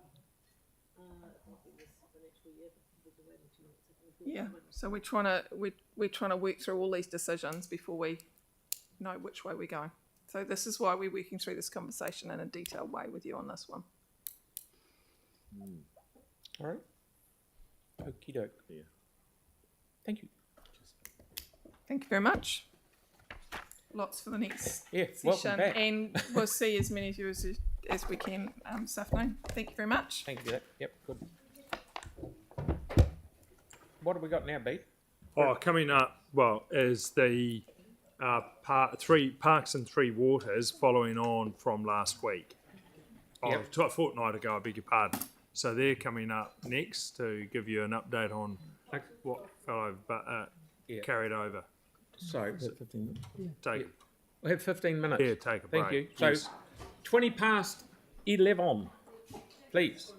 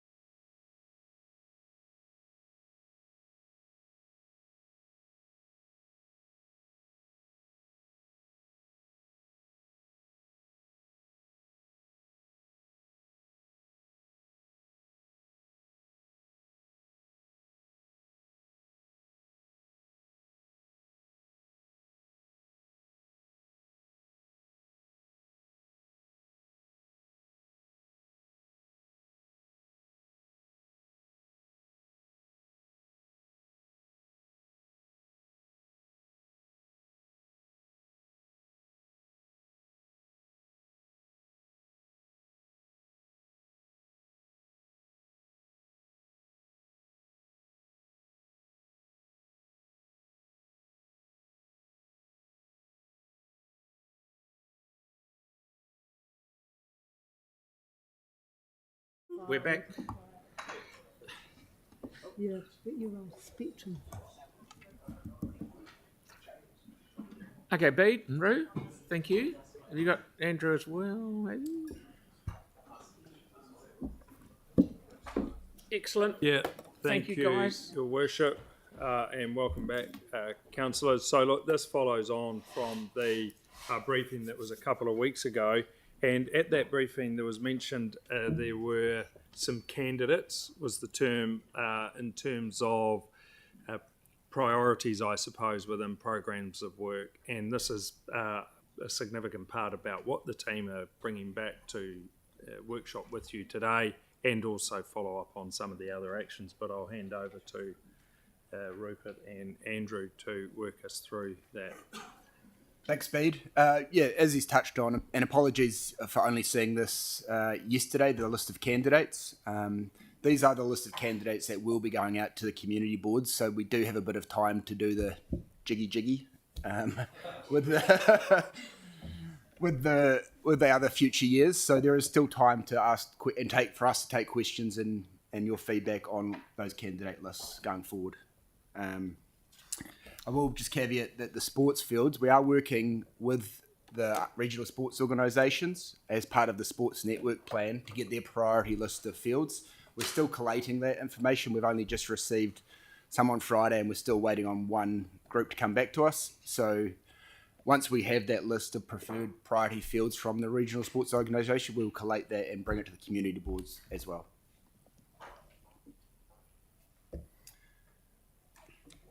Yeah, and as Bede's touched on, there's no significant changes being made to the plan, just what we're showing you today. And I'll go through the responses from some queries that were raised at the session a fortnight ago. I'll basically take this one as read. It was just a question around the safety on the artificial turfs. And we don't have any real concerns around the safety of these artificial fields. They're pretty common across New Zealand now, and they are designed to the highest safety standards. Not everybody loves playing on them, but they are fit for purpose, and the codes is saying this is what they want. I'll just sort of also point out that there has been one at English Park for many years now, and it's one of the 3G surfaces, so it's not brand new to Christchurch. This was a specific question for Stockburn Park, and you know, as read, this budget on plan and design work will be starting in FY26, and the tree planting plan will be included as that, so it's not specific to the urban forest plan. When we're looking at the whole park design, that will be included as part of it. Again, this was brought up, the Waikola Skate Park. This is an active project currently and is currently in design phase, and we're working with the local skateboarding community to make sure we get the design right on this one.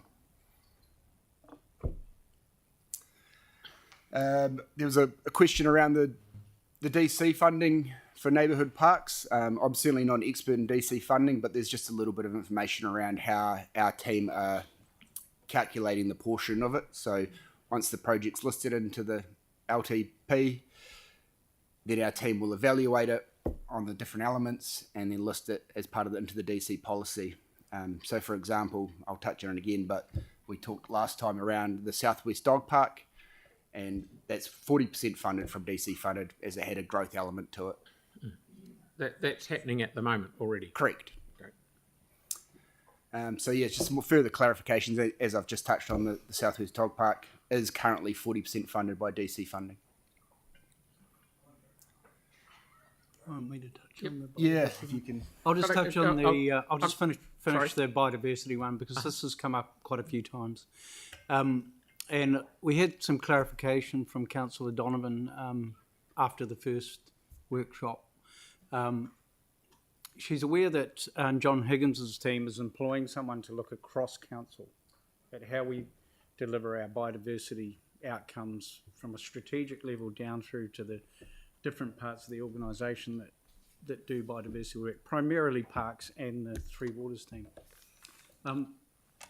The clarification was really around some confusion from some members of the public, particularly volunteers, that when they engage with different parts of the parks unit, they sometimes got a different response.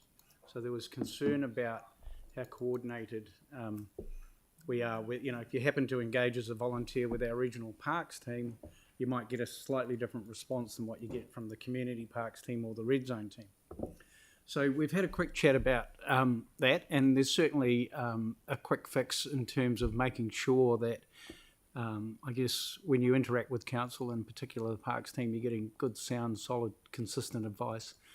And the best way to do that is develop up some standard operating procedures of how to operate in our different environments, so that the volunteers we can share that with volunteers. And as new staff members come in, there's a good platform for everyone to work from the same foundation.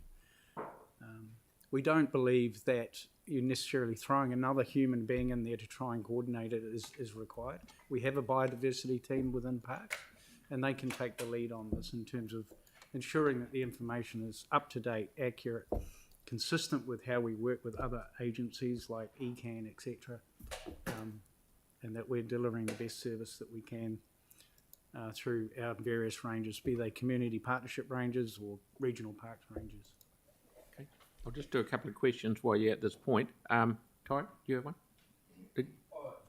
Thank you, Your Worship. It was actually just about artificial turf. So, and you mentioned English Park, Andrews. I mean, so there's the type of artificial turf that's at English Park, and then there's the artificial turf that's, and I know this is private, but at the Christchurch Football Centre, and they're different types of turf. So what, is there any kind of thoughts about like what we're kind of heading for in terms of Christchurch, in terms of the sort of turf surface that we'd use, and what sort of engagement we do with sports teams on that?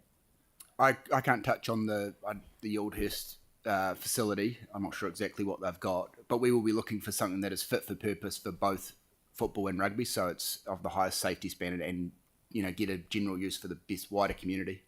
Right, because anecdotally, I can only speak in terms of football, but feedback is always better for the surface at the Christchurch Football Centre than it is for English Park. That's just anecdotal, but anyway. No, that's probably correct. It's a generational thing. It is a technology, so to speak, and the English Park one's quite a lot older than the Oldhurst. And again, there'll be new generations by the time council starts installing. Yeah. Mark? Yeah, I might have missed it, but I saw Waikola Skate Park mentioned there. How are we going regards to timing on that? We've got the design side of things in hand now with a designer able to help with that? We're still working through the design process now, so I wouldn't say it's completely underhandled. It's just an ongoing process of where we're at. Yep. And what would it help? I've got a couple of contacts thrown my way from the Lions Club up in Nelson who were involved. I could chuck them your way. Yeah, that'd be great. See if they can help in the process. Cheers. Tim? Yeah, thank you. Just got about 4 or 5 just quick ones. The lease of English Park, is that progressing? Because my understanding is there's a bit of a hiccup there for whatever reason. And it's, yeah. Haven't come across that. We'd have to talk to the property team, but... Okay, yeah, because my understanding is that the clubs or the regional sports group are to do the next phase of the grass or the paddock, and it's at the moment it's hard for them to get philanthropic because of the short term of the lease. So if you could look into that, that'd be great. Thank you. The 3G, are they going to go on existing used fields? Are they going to go next door? Or do we know that yet? Or? No, it's probably too hard to recall what was in the, and it wasn't that detailed in the sports field network plan, but because artificials in particular are significant noise generators, ideally they will go, like for example, the Ngāpunawai one was in an industrial area. Yes. We're trying to find locations where that kind of activity at 9 o'clock at night is not going to generate untoward. So Ngāpunawai, yes, because we're going to have the turf factory. That's one of the proposals. So so that would be ideal. Now, QE2 is another site that has potential. That is an existing park. But primarily we're trying to avoid them being placed where clubs feel that they own the park, that this is where their club's based, because you're only going to get the best value out of them when they're available to all codes, be it touch, be it football, be it, Okay. Cool. So we deal directly with the regional sports organisation. Yeah. Yeah. Having trouble doing up your shoes. But community boards, and you're going to come to us to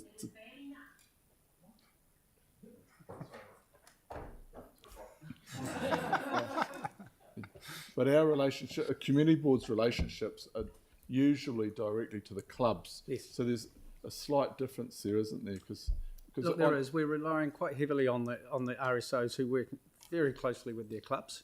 Yeah. So the clubs will be very aware of. They're involved in the process, of Yeah. course. The RSOs aren't just working in isolation. They're working very much with the representatives of their clubs. Okay. Yes. Because I guess at times there seems to be a bit of a gap between, and this is my personal feeling, others may have a different view, between the regional sports group, I'm generally talking about football, and the local clubs, because Hallsville, for instance, is 1,000 people, 1,000 members, and the rate it's growing, I mean, they are taking off. The last 10 years, Cashmere Tech's grown from 1,300 to 1,750, and is the largest sports club in the South Island. So, I mean, we've got pressures as a city. I think we've got more pressures. Perhaps you'll have a better idea than this, but this is what I'm kind of hearing from my side of things in our area. So just be good to just be able to go over the sports plan when you come to see the community boards.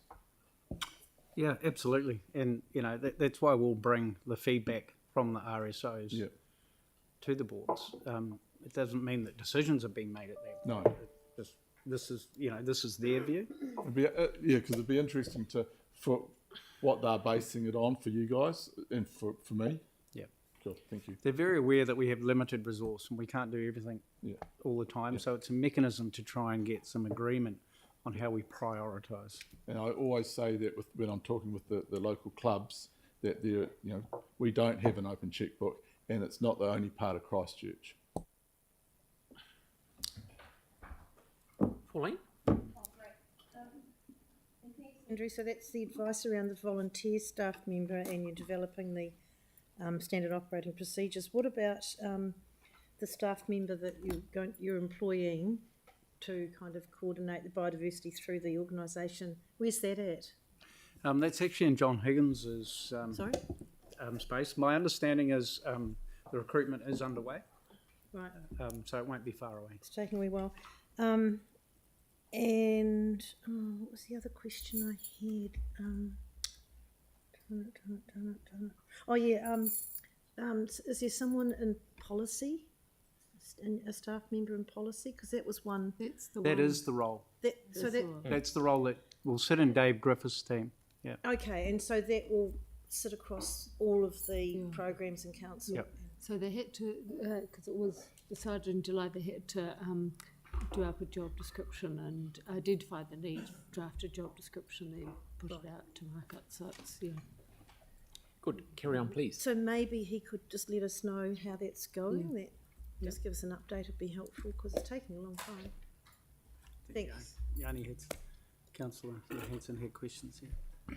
I was just wondering, do we have a list of the reserves that have like a master plan? Like in particular, like I'm interested in what's happening at Bexley, for example, where I think we've deferred some of the funding or pushed it out a couple of years. But I guess I was more interested in kind of just understanding if there was a kind of schedule of master plans or reserve development management We plans. can produce one and share that. Yeah, and how often do we go back and look at them? Like, are they a 5-year review? Is there a statutory time frame, or because some reserves have them? I mean, once they're adopted, funding's put into the LTP, and like most things, they do evolve a bit. Something transforms off paper. Sometimes you have to modify it slightly. Could be geotechnically driven, etc. So they're under constant review, as opposed to we're going to redo a master plan every X years. Right. Okay. There's not that many reserves that demand a sort of a 10-year plan. Okay. It is the Bexleys and the. So I guess my concern is like Linwood Park, for example, needs a sort of overall plan. I'm very mindful of if you put the pavilion in and then you want to move the skate park, and then you need to kind of work out what you do, and you're chopping trees down, and there's lots of moving parts. So without a plan for it, I think it becomes quite hard to talk to the community about what the vision is for it, because each group that's got a direct benefit from one individual project, getting decisions made individually means that it limits the opportunities for those other projects in the future. So it can be a bit chicken and egg. I mean, you can master plan things to death at the beginning, but until you actually start work, that's when you uncover, oh, look, Orion have actually got a 66 kV cable through there that's not on any records, etc., etc. So then these things happen quite frequently. Is there a forward works plan of the ones that we are going to do master plans for, or reserve? Most of them are listed in some way in the LTP, but we'll come back to you with that list. And the other question I was really keen to understand was around the growth. And we had through the LTP a number of submitters say we've had lots of intensification, but we can't see anything being done in the area. So in terms of what we used to do was have like some strategic land purchase funding that was came from the development that would buy, you know, smaller pocket parks or alleyway, you know, laneways through or whatever it might be. I'm just trying to understand the process now around where we're getting intensification and at what point we put a project on so that we actually can start getting the DCs, because this has kind of been the chicken and egg thing that's been really difficult, is that we're told there's no project in the LTP, therefore we can't do something, and then in terms of DCs, and then when it comes to DCs we're told because we don't have a DC project then we can't do it in the LTP. So I'm just really trying to understand that and how areas where we're getting intensification we can put some projects in. So the work that Sarah Oliver has been doing around the spatial planning is really the driving, it's the lead of that work. It is somewhat future focused. LTPs are really the place, the appropriate, rather than an annual plan, to try and inject growth related projects. There are quite a few growth projects. Is there any listed in the plan? Is there any work that we've done? I think while I've been away, the census data has come out, I think in part. Do we have now a greater understanding of where the intensification or the population has increased significantly? It's a question I'd have to take to John and his team. Okay, thanks, Yanni. Carry on, chaps.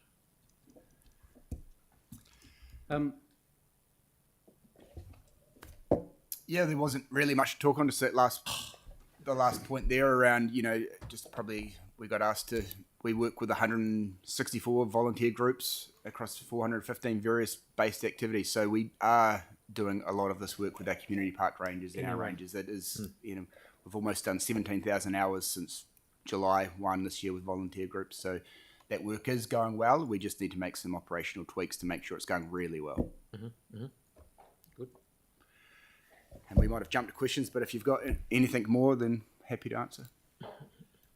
So we appreciate you haven't had that that schedule for very long. The focus has always been in annual plans on trying to leave alone the first year as much as possible. From the first workshop, you may recall that we were asked to come back and provide a response on what happens with the sports field network plan if the artificials were brought forward. I think Bede's already dealt with that. The information you've received is the information that will be coming to all community boards, so you can focus on years 2 and 3 and anything that might be missing, so that we can stay ahead of the game as we get to the next annual plan. But if there are any sort of key things that you don't think are being covered at this point, they will look a bit different, the schedules. They'll look different in numbers because not every project, of course, is the same complexity or scale or size. So you might see, for example, you'll see quite a lot of projects listed in the urban forest this year. That's because Toby's quite keen to get decisions out of the boards on what reserves can be agreed to, because we need to feed that information to the nursery so that they can produce the material, etc., etc. So it's not always sort of flatlined. It will fluctuate from year to year. Thanks. EJ, I'm just at what point will we have a look at the that kind of fees and charges space for those sports fields was raised during the LTP. So all of the other facilities that council has that communities use have a small fee and charge to help cover the costs. But that's something that we don't do for our sports fields, but we're spending probably a much larger sum of money on the sports fields than we do for the other facilities. So I'm just wondering, we discussed the potential for putting on a small fee and charge for the, that time that they're used. Sure. There is a small fee for different uses. For example, cricket field hire and bits and pieces, and there are some fees and schedules associated to the sports. I did check on that. It is different. The ones we could see were like, there was one where there was a set, like $100, $110 or something for field marking. But apart from that, like for the 2 or 4 hours or whatever that they have exclusive use of them a week, there was no sort of regular charge like other groups get for other facilities. Does that make sense? Right, yeah. Yeah. So yeah, I guess what we're trying to do is not discourage participation and put those costs back on the user. So, that's the same for our other community facilities though, right? Yeah, sure. Like we could do all of our community room hiring for free. As well as sports fields and those kind of things. I was just trying to get a bit of, trying to work out why one group's being advantaged over others, and if we could share all those costs more across those groups, it would be great. Have we got a question logged that you'll be able to answer for that from the LTP, or is this? Oh, we can certainly. I mean, we do every annual plan LTP. We do a full fees and charges review. So we will pick up on that point that, in particular, around the sports fields, you'd like to consider that. I think we do that sort of within each department, but we don't do it across the organisation. So, for example, like getting some sort of comparator between, a community group hiring a space for yoga, for example, would get charged, but one hiring it for rugby wouldn't. It's that kind of, how do we try and even all of that out across the council spaces, not just within each. Thanks. Just getting some information to councillors on how that could look. Sam, then Mel. It's probably just a wee bit along that similar vein. We'll just have to be very careful in terms of the advice. So, I mean, if we are going to go down the path of looking at charging for the use of fields and things like that for kids, kids playing rugby or school kids or playing football or whatever, we'll just need to be really clear on the consultation requirements, because the last thing we want to do is do anything without people being able to offer their view. Yeah, A, it's just asking for information, and B, legally we'd have to be. Melanie? For FY 27-28, like for the buildings and structures, so is that sort of open to add things to in community parks? What's the? Yeah, there's a bit of work obviously to do in FY 28. So any feedback from community boards would be... Summerfield Park toilets, for instance, is one thing in our board that we want progressed. Yeah. Any more? Pauline? Yes, please. Table, what's in the red ink and what's in the black? So red means, sorry, good question. I should have mentioned that. Red means that project's already in flight. Right. And you'll see some crossover into a second and third year because they're funded across more than 1 year. Okay. So when we go out to when the team goes out to the boards, we'll be encouraging the board members not to mess with things that are already in flight too much. Yeah, I see. Yeah. Green is essentially why we're in the room today. This is the annual plan.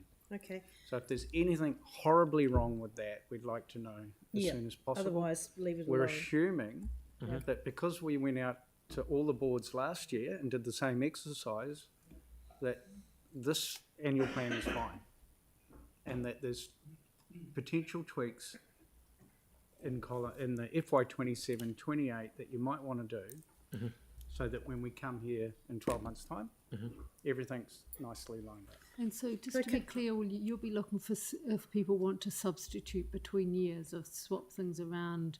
Yeah. Not necessarily new projects, because you won't be able to scope them and have them. That predominantly, but the one on the screen, for example, FY 28 buildings and structures. There's only one project listed at the moment, so there's there's potential that far out. Yep. So that's the one I wanted to ask about as well. So, have you got an idea of the costing of that McFarlane Pavilion and Toilets renewal? It won't be accurate, no. It's there because there's been some condition assessment done on the structure itself. Says SEPTED as well. And so why does it go over 2 years? Is it going to take that long to do the job, or? Well, typically that far out, they'll look at, well, if it's a significant intervention, it might take a year to get the design work and the consents and all the planning work done, and then the construction occurs in the second year. If you get into that first year and it's simpler, you'll bring the money back and deliver it in 1 year. It just means that we're not putting too much money in 1 year and then constantly carrying it forward. It just buys the time to do the investigation work and the design work properly. Yeah. Mel? Sorry, so the process for FY27, so you'll come back to the boards for that FY27? So is that a year? Sure. Is it yearly or every 3 years? I can't remember. Yeah. Is it what, sorry? Is it a yearly thing that? Yeah. Yes, it is. Yeah. Each year we come in so that we're sort of just, and if something's, things pop up. And so, for example, if you're looking at what's on the screen, if all of a sudden Addington Park toilets, I chose that one on purpose, so I remember it well from the LTP. If for some reason that suddenly wasn't as important as the Papanui Memorial Reserve toilets, and you absolutely wanted to swap them, as you can see, they haven't quite started work on them yet. They're not red. So if you wanted to desperately do a substitution for this annual plan, you can, but please don't focus on the ones that were already in flight. Sorry about choosing that example. There's no intent to swap. Yeah, it's Yanni? Just in terms of the process, do we consult on? I'm interested in how we publicly consult on these facilities to make sure that we've got community feedback around expectations, scope, and design. So predominantly these are renewals, and all we are doing is maintaining a level of service. If you want to upgrade the facilities, that's a different question. If an upgrade or there's a growth element, like you talked about, intensification, so the playground needs to double in size, we would definitely consult that. But if we're doing a like-for-like renewal, just the same as a pipe, ripping an old pipe out, putting a new pipe back, typically there's no need to consult other than notifying, because you're not changing anything.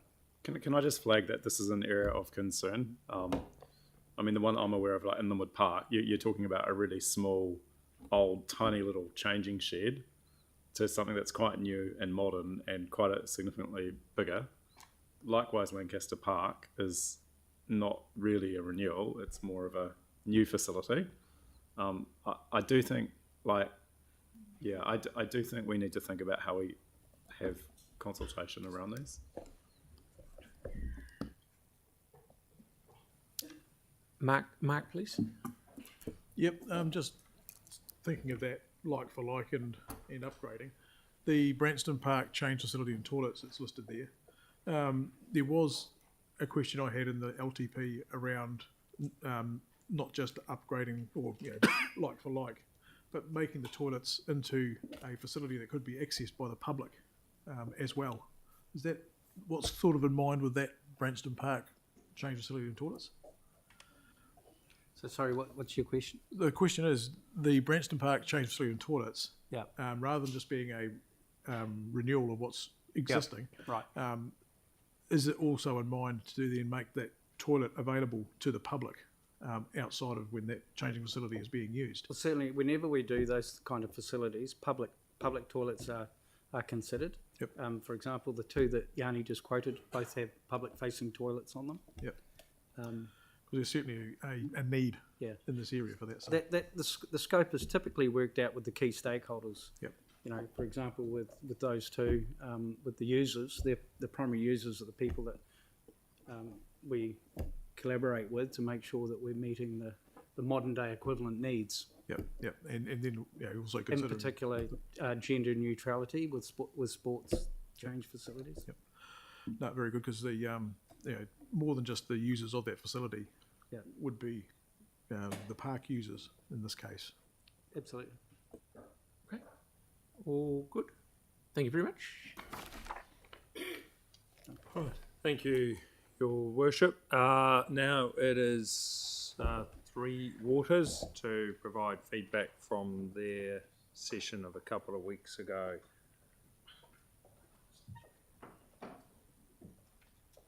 Welcome, Brent. Yeah.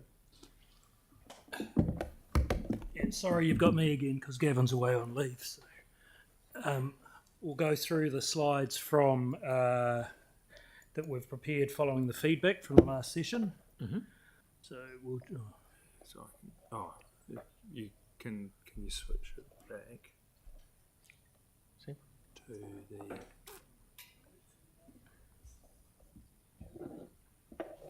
There we go. There we are.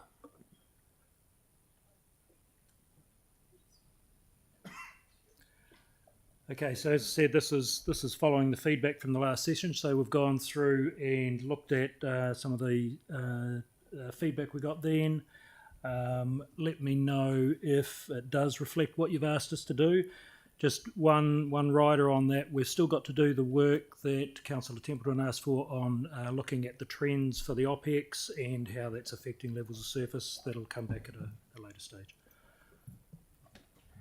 So some proposed budget additions there from the discussions last time we were here. There is an additional one in there around some further work required on the pumping and wastewater controls in Littleton Harbour in that first year, but most of the rest of them were discussed.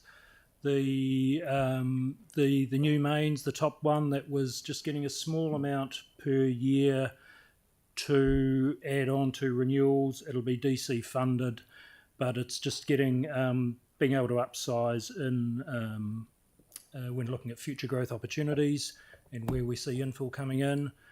A little bit more there on the Opawa Road catchment I&I reduction that's spread over 3 years.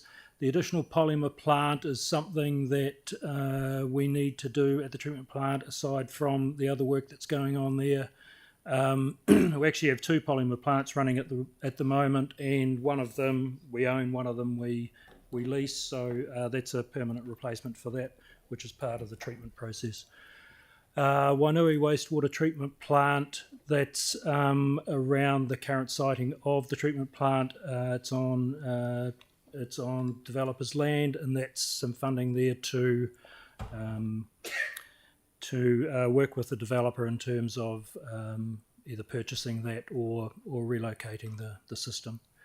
The next line there was again around the impact from intensification, and that's just getting some funding in there to look at areas. I would say predominantly in the Avon catchment, but I could be wrong, but where there's opportunities to hold back floodwaters, getting some property there, rather than trying to pipe it away and treat it downstream. So there are opportunities come up from time to time, but there's currently not the ability to do anything. And again, because it's an impact from intensification, it's a growth-related project. So there'll be DC funding related to that. And also, as you're aware, with the treatment plant and the settling of the insurance on that, so we've had to slot in the funding a little bit further out in terms of where we're adding to the existing budget in the program. So we have the existing LTP funding, and this is some of the stuff that comes from the insurance settlement. So that's I am correct in terms of that was put in for that. Yeah, it was. Thank you. Yep.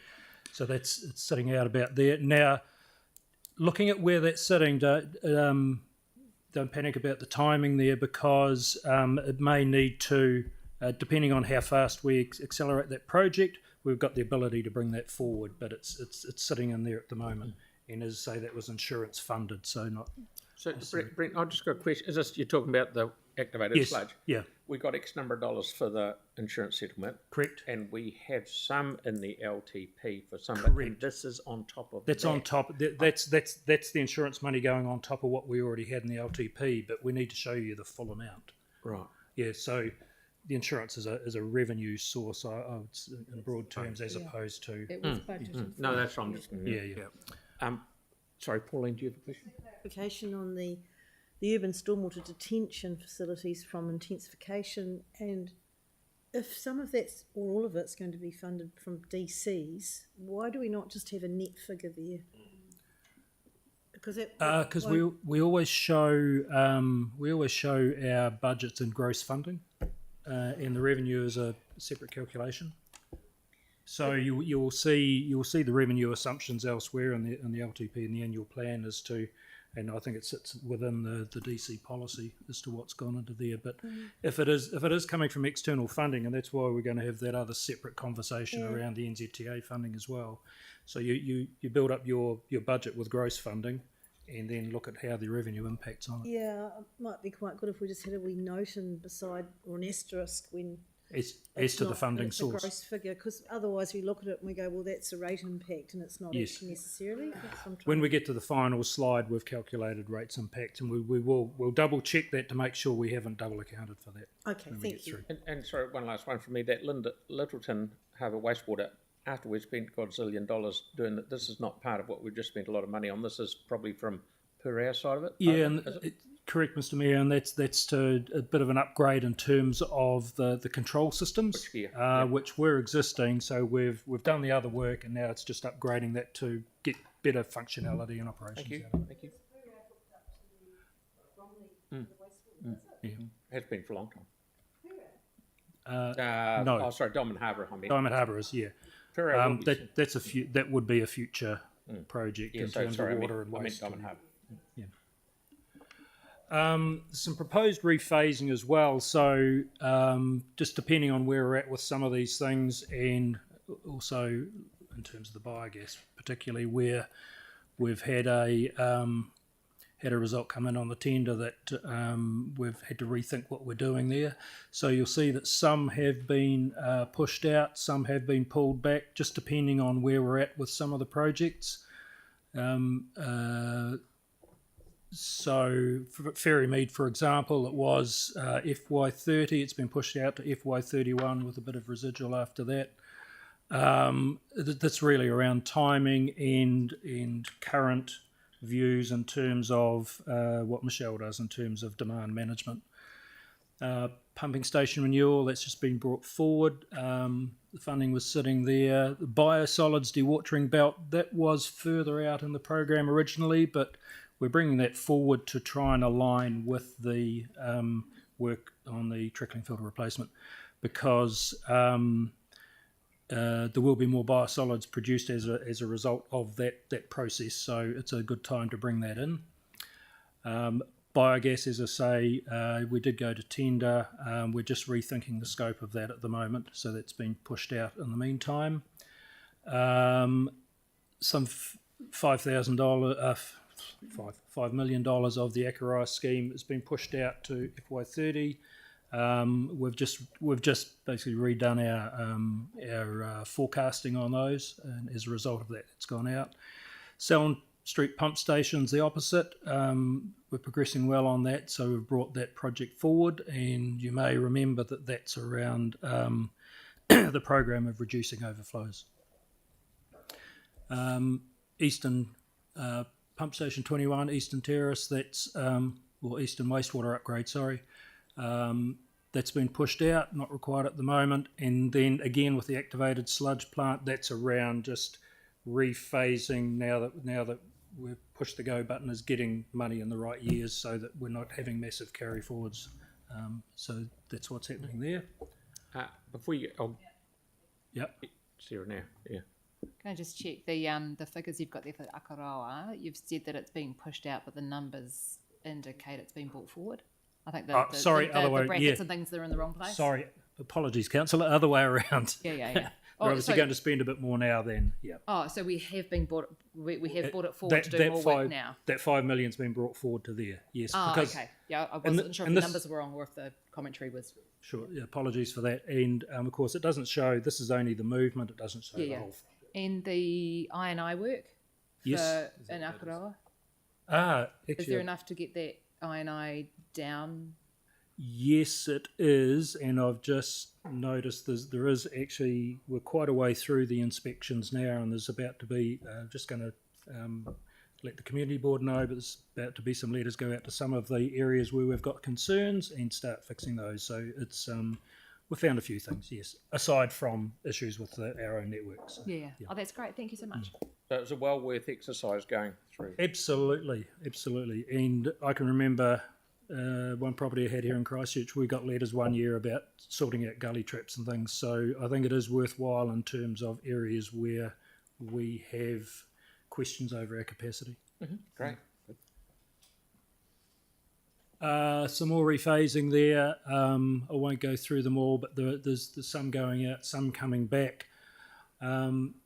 Right down to the bottom of the slide, you'll see the overall effect of some of that rephasing. So $11.5 million less in FY26. Some of it's gone into FY27.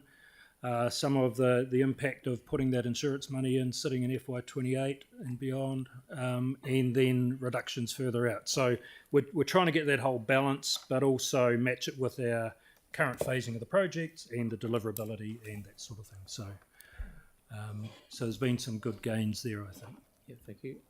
Mel's got a question before you press the next button. Sure.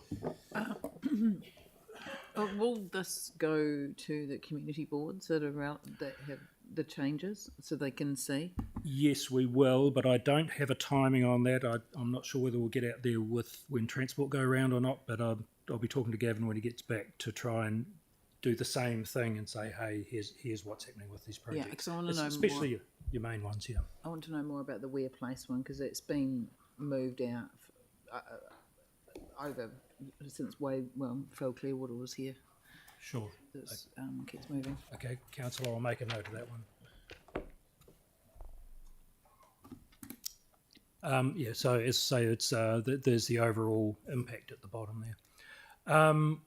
Some of the carryover actions from the LTP, so quite a major one was the Port Hills and Littleton Harbour erosion sediment control. We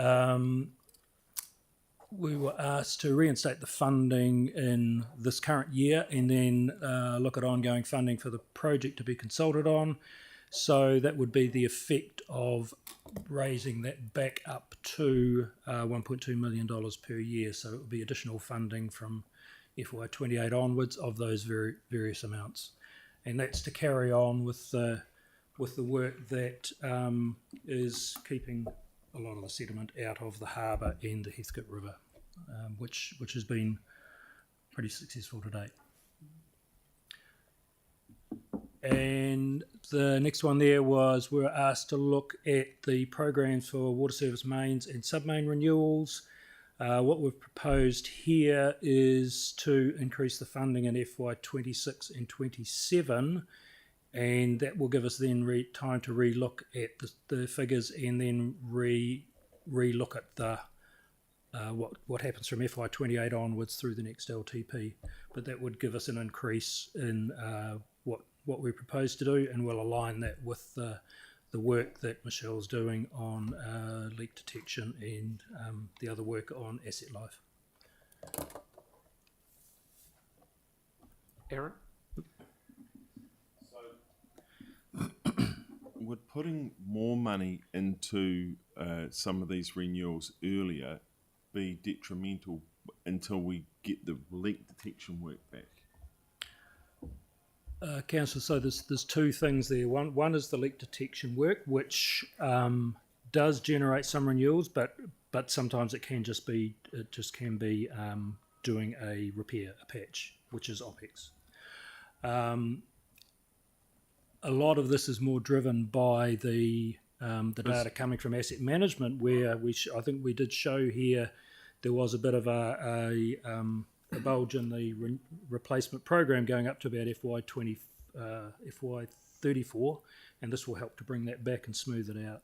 Okay, So so- it's a bit of both. There's enough there to carry on with the program at this level without jeopardising what we're doing through that other program. Okay, so I'll put it really simply because I had a person ask me, and it was a really simple question. I thought, oh, that makes sense, but it probably doesn't. Is the someone said if you're losing 25 or whatever percent of your water, 30, take your pick, whatever number it is.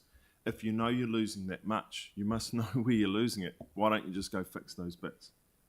So, Councillor, if you recall when we had the presentation on it, the strategies changed this year. We were going around the city every 4 years on rotation, testing everything.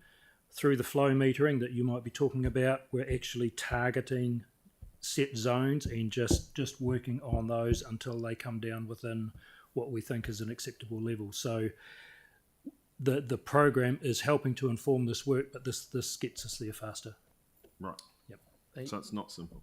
It's not simple. It's a water balancing act basically, and you will get to a point. And I think the mayor might have mentioned this last briefing. You will get to a point where there's a lot of pipes that will be just about weeping at every joint, and you will never know. But we're still losing a lot of water. So it's a matter of working out what level to get down to that's acceptable in terms of investment versus lost water over time. Sarah? And just to be clear, that acceptable level that we're aiming for is We- the one that we have actually set. We consulted on and set as a level of service in the long-term plan, Yes. which is getting it to below 15% by 2034. And that's the level that council agreed on would be the acceptable level. That's correct, Councillor. That's what you proposed in the LTP. Yeah, thank you. So we're on favourable, not on Sorry, I can't tell you yet. It's a bit early into the season to tell that. A lot of the leak detection work does happen over the winter when the usage is at its lowest and people aren't watering. Okay, so I'm a lawns little and things. confused that a councillor knows more about it than you. The councillor just said that those are the targets we set. Yeah. Whether we're on track yet is still, we take a year's worth of sampling. Then I'll be able to tell you. Moving right along. One thing, I don't know if I said this last, I might have. I've been talking to the guys that are actually working around Te Kaha streets, and he's digging down, doing I think sewer beside the old water main, which is going to be replaced. He said every second joint was leaking, but you didn't know because it was just soaking into the ground. No one knew. Now, if every second joint is leaking 20 litres a day, it all adds up. But we had no idea. Your leak detection had never picked that sort of thing up. So we're doing the right thing. Yeah. So targeting, so that in conjunction with the targeting the grade 5 pipes, which are our oldest, or they've come up in the program. Between the two of them, we'll eventually get there. Yep, Yanni? Yeah, I was just interested to understand how we're measuring the skirt failures. Do we have a separate kind of category of budget for remediation of the skirt patch repairs? Councillor, I don't know that I could give you those figures. There was a separate database that was run on all the work that Skirt did, but being, what are we now, 13 years on, I wouldn't like to say which was which. If we were doing a repair now, they may have only been temporary repairs, they may have been full repairs that may have been impacted on something else. So I don't think that's information I'd be able to get for you. Is the There could be a asset database there. management maturity report, would that pick up that sort of level of detail? No, I don't believe so, because that's that's a current state, not what the previous state was. So that's the current state and where we're at. So that'll be measuring current condition versus where we've come from in the last 3 years since the last report. So I don't believe so, but I will ask for you anyway. Yeah, I guess the concern would be that we're going by age, but actually we know we've had some experience of the skirt ones failing and having to go back in and spend quite a lot of money on things that we thought were fixed. So it would just be good to kind of understand how we're checking. Staff did provide a memo probably last year, I think, around some of that for the LTP. Yes, councillor, and I mean, there's also a lot of stuff that's failing that's not attributable to skirt. There was certain products used in the 90s that haven't lived out their life as we would have expected, and yeah, so there's so many things that go into it. So the comment that the mayor made about not knowing and then finding it, do we know how much of that is earthquake damage versus just kind of general wear and tear, or is it just too hard to tell? I mean, you've got trucks going up and down those roads and diggers. And Earthquakes light years ago. And the other question that I mean, it's probably not so much related to this, but I thought there was some discrete work happening around laterals and the different pressure systems that were put in post-quake around that. There is, councillor, there is a laterals program runs each year. That's just something we put out a bulk contract out each year. So I don't know whether that's necessarily dealing with post-earthquake problems. It's just dealing with aged laterals and looking at where we can reduce our leakage. Yeah. So I'd be quite keen just to understand a little bit more about, particularly those there was the vacuum system, and then there was the. You're talking about wastewater now. The wastewater, yeah. Different scenario to this. Yeah. Cool. Thanks. Okay, Sarah. Thanks. Just process-wise, so in the LTP we resolved to consult on increasing it Yes. to do the backlog. So we couldn't not do that unless we made a different decision rather than just giving guidance, right? Correct. Yeah, so yeah. Council, if you choose to do something different to that, that's what would go out and be consulted. So that's good. So the proposal is to add that funding in so we can get that backlog. Correct.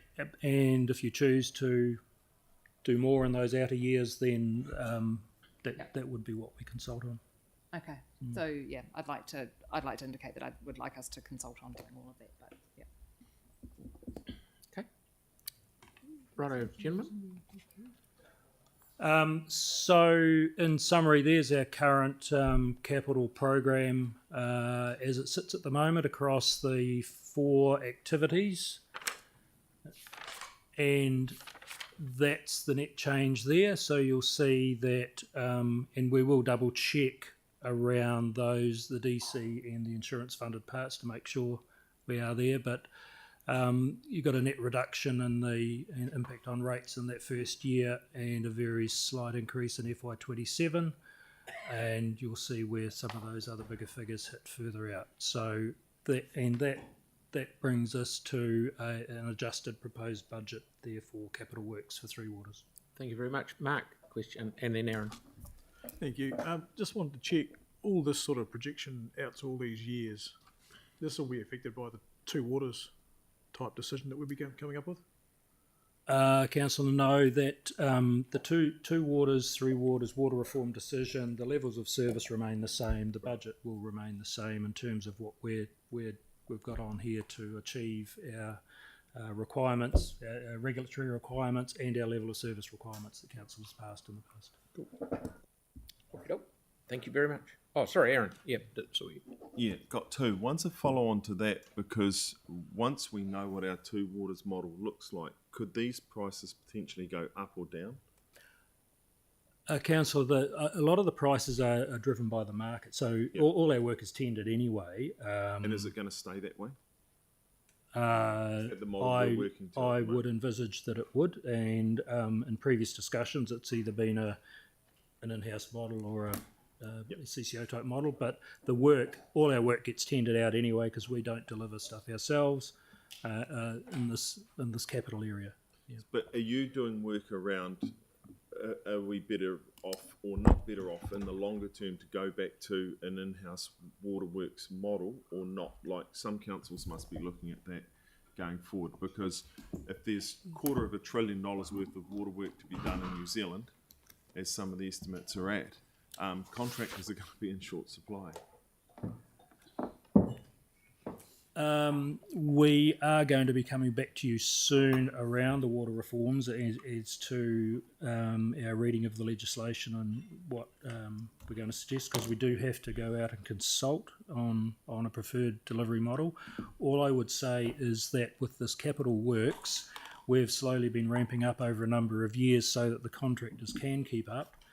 and we have always tendered out either to larger sort of international contractors or national ones like we did with the Ocean Outfall, through to smaller companies in Christchurch. Everything is tendered out. So then finally, because it seems to come up now and then about the amount of work we're doing, as the head of this department, are you happy with where we're at, or would you prefer we're spending a lot more money or not, or like where do you sit on this?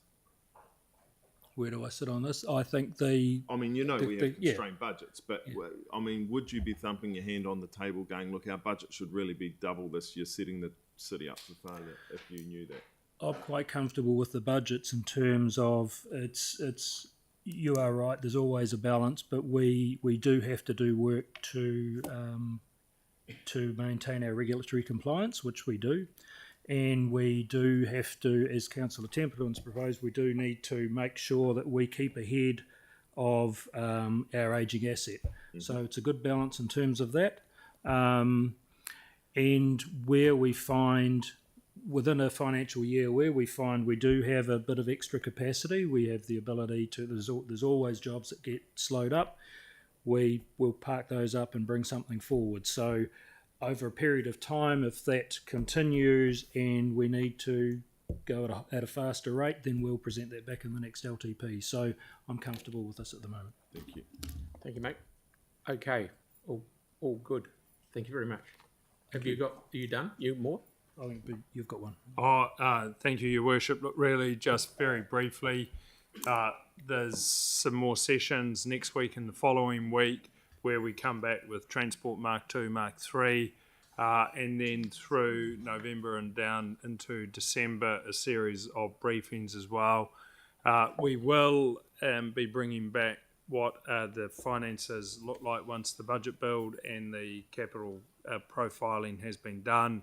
But you can see there the broad outline, looking to get authorisation in early December to proceed with developing the annual plan on the basis of the briefings, with a view to a draft annual plan being available for adoption in February. Consultation and the process follows. So that's broadly Excellent. it. Yep. Tomorrow, next week and the following week, transport really, wonderful. with some financial updates. Good as gold. Thank you. Thank you very much. Thank you. Right. Mary and I got to go. You're actually a wee bit early for the Planchine 17 guys. Text them, but Yeah. Okay. They won't be far away. Talk amongst yourself.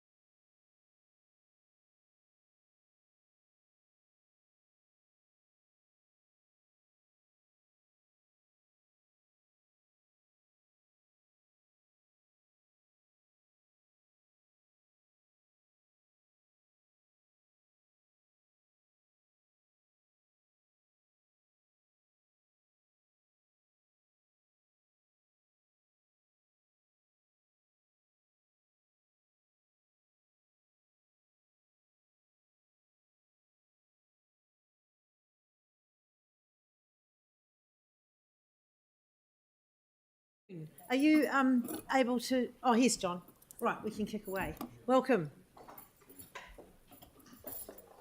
Plan change 17. How are you?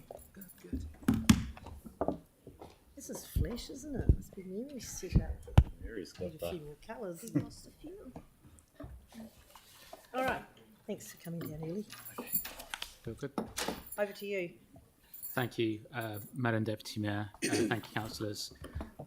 We're here this afternoon. Thank you for having us to talk about proposed plan change 17. Abby and Marie in the city planning team will be introducing that. It covers 3 topics, which is flood management areas, activities in the Waimakariri stop banks, setbacks, and earthworks. I'll hand over now to Abby and Marie. Right, so we start with the flood management areas. Basically, the plan change proposes to update the district plan provisions to reflect the latest tidal statistics and also to update the extent of the FMA based on latest flood modeling. This is to ensure the safety of people, property, and infrastructure in areas where there is a high risk of flooding. And then throughout the city, there is a total of over 53,000 properties within the flood management area. Now, of those over 53,000 properties, we have a total of over 17,000 properties within the fixed minimum floor level overlay. And this overlay was intended as a method to enable landowners to know the required floor levels without needing advice for each and every development that they do. Now, however, the required fixed floor levels are now based on outdated or past flood modeling. So the proposed method of removing this overlay will require advice from council based on the most up-to-date flood modeling. So this image here will show you, if you not look at the text and the numbers yet, the image will show you the extent of the study area that is outlined in blue. The area shaded in red is the exclusion area. This consists of the Harewood Ward, Waimairi Ward, and majority of Hornby. This has a low risk of flooding, so we've excluded this from the study area. Now, within that study area, excluding the red shade, we have a total of over 46,000 properties which are within the existing flood management area. And now in this plan change, we're proposing to extend it to an additional 2,739 properties. So these were not within the FMA before, so now they're going to be, we're proposing them to be included, and they will be, the rules on the floor levels will apply to them. And it does say there's this is just a preliminary results, and there are around 4% of these areas which are under 20, either less or equal than 20 square meters. These would be properties like having the kiosks, the electrical kiosks, Orion kiosks, or the substations, some small slivers of land in reserves, and some car parking areas. Now, the following slides are just examples of where we might have the new properties within the FMA. The areas highlighted in yellow are at high risk of flooding based on the updated flood modeling, but as I said, they are still preliminary results. So that's the Papanui Fendleton area, and we've got Innis Burwood area, and then the Beckenham Cashmere area.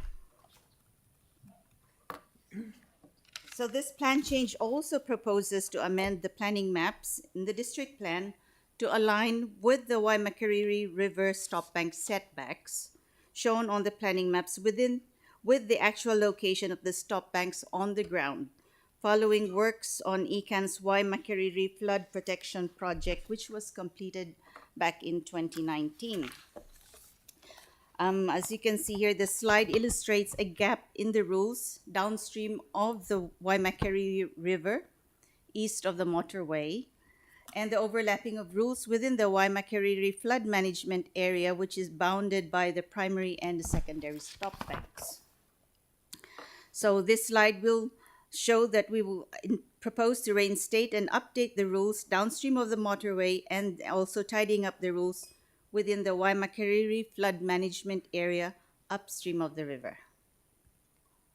And these are examples, images shown in the Canterbury maps, where the green strip of shading there shows the stop bank setbacks shown in the district planning maps, whereas the pink line is where the actual location of the stop banks are. So as you can see, they're not aligned. So this plan change is proposing to fix that alignment in the district plan.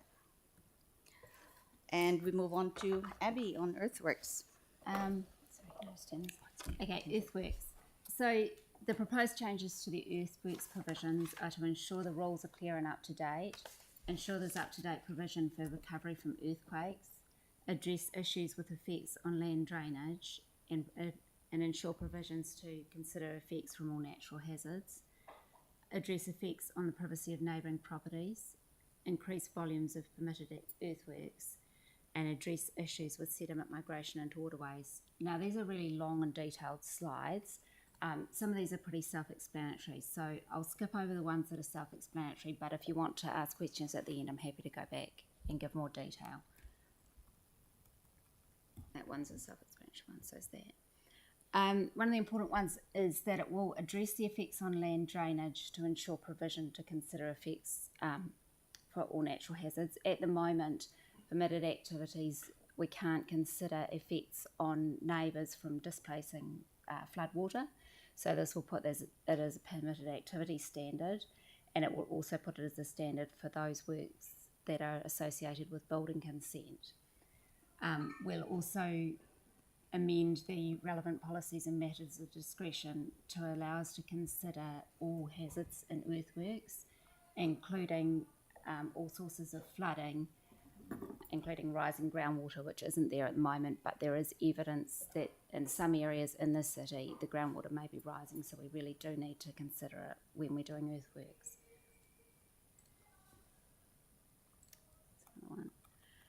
The crux of this plan change is to balance increasing permitted volumes of earthworks where we can to enable development with environmental protection. What we've come up with is to increase permitted activity earthworks in residential, local commercial and smaller parcels of Māori land in Papakainga, Kainga, Nohoanga zones from 20 cubic metres per site to 25 cubic metres per site of up to 500 square metres, and sites bigger than that, 25 cubic metres per 500 square metres to be applied at the beginning of your second 500 square metres. So if you've got a 600 square metre site, you've got 50 cubic metres to play with. If you've got a 400 square metre site, you've got 25 cubic metres.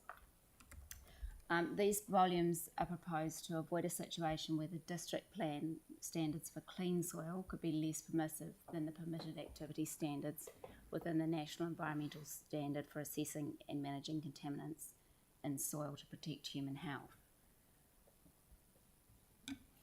But when you increase volumes, you increase effects, and one of the main effects of earthworks is sediment migration. This is when rain falling on disturbed ground collects sediment and carries it into the stormwater network, where it eventually ends up in the waterways. This is a contaminant load model which shows the different volumes of suspended solids produced for different activities in metres squared of the activity per year. So we can see the three at the top are construction sites, and they go from the most hilly down to the least hilly. So the Port Hills really fit in the top two, and then it's flat at the bottom one. The only other one that produces anything near as much is farming, and that's on slopes of over 20 degrees, which is pretty steep. So we can see that earthworks is a big contributor and or contributes a lot for the area of the earthworks compared to other activities. So in order to mitigate this, we need erosion and sediment control. Generally, we put on our conditions for managing erosion and sediment control that it reduces the concentration of suspended solids in runoff to 50 milligrams per litre. So it gets some of it out, but it doesn't get all of it out. It's not a magic answer. To put this in context, urban grassland has about 45 milligrams per litre of suspended solids coming off. So it's still dirtier than what comes off the park, even after it's treated. The problem with this is the effects of fine sediment, as you can see from the different test tubes, as you go further to the right, that becomes more and more suspended solids in it.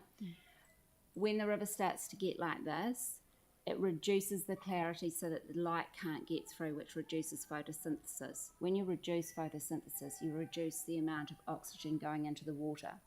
When the level of dissolved oxygen drops in the water, the more sensitive bugs die. So you reduce your biodiversity. Oops. Thank you. On top of this, sediment in the water clogs gills of invertebrates and fish. Turbidity, which is muddy water, can alter fish migration patterns and feeding behaviour, and it can smother the bed. The yellow bit under there is to show you that even when you've got sediment on top, underneath that's habitat, and that's already been clogged by the time you can see your sediment, so you've wiped out quite a bit of habitat.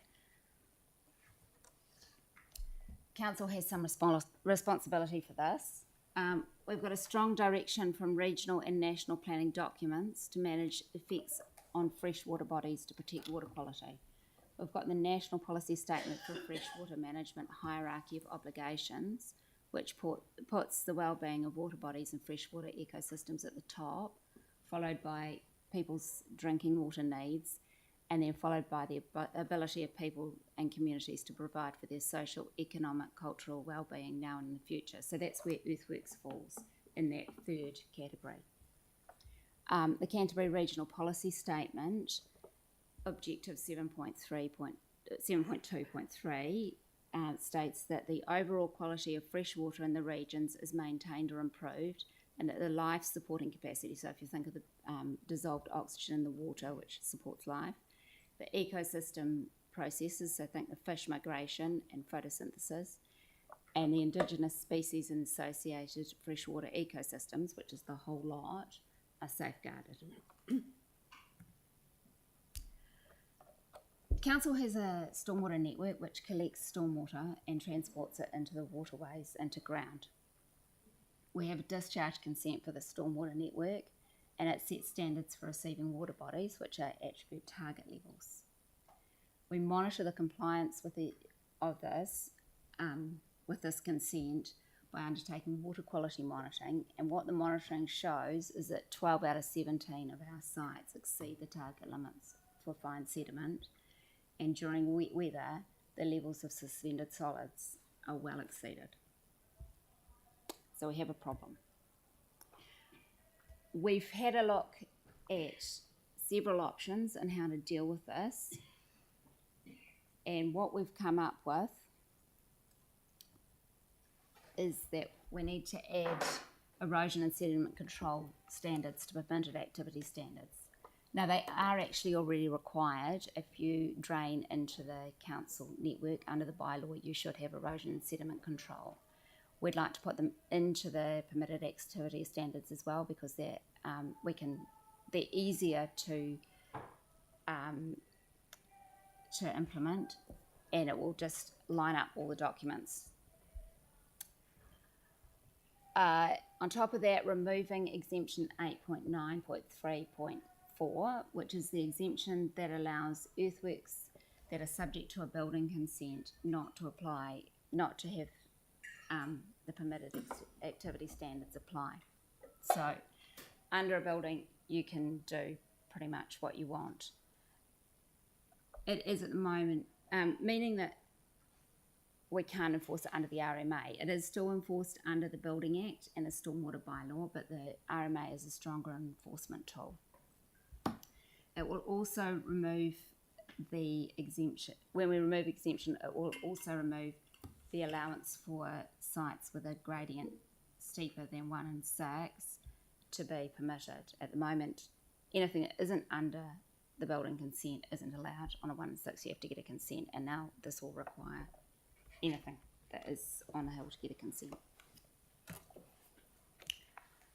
On the flatter sites, work associated with building consent will be covered by a new permitted activity rule, which will be basically the same as the exemption, except that it will require erosion sediment control, and that can be enforced under the RMA, and it will require consideration of the effects on drainage, so how you affect your neighbouring properties. Apart from that, it'll be business as usual. Ooh, and that's the end. Right, questions? Yanni? Oh, and then Kelly. Thank you. Tim. It seems like a really important thing to do. I guess I'm sort of struggling to understand how can I put this? It seems quite alarming that we're in this situation, and I'm kind of just trying to understand what's kind of the driver behind doing it now. Like, has there been a gap in our district plan, or is there? Well, looking forward, like obviously, previously, like I was involved with the bylaw review, and I thought we did have enough in there to kind of mitigate some of the impacts of like stormwater runoff on neighbours' properties. So I'm sort of just trying to understand if something's gone wrong, or if there's a new opportunity to do this because of something else. It's making it stronger, isn't it? Are you asking why this has taken so long to come? Well, like, why is it happening now? Is there something that's happened that means that this is?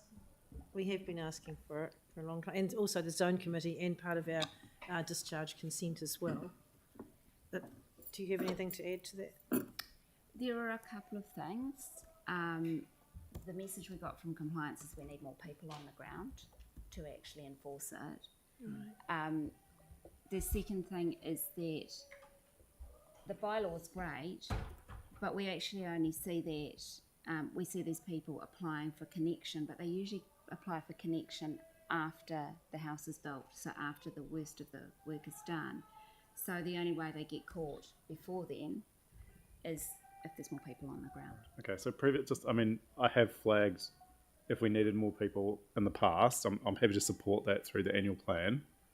It seems like it's a big gap. If we're hearing it now from staff that would be helpful, I'm happy to move an amendment. Yes. But in the past, the advice I've had is that we don't need more people.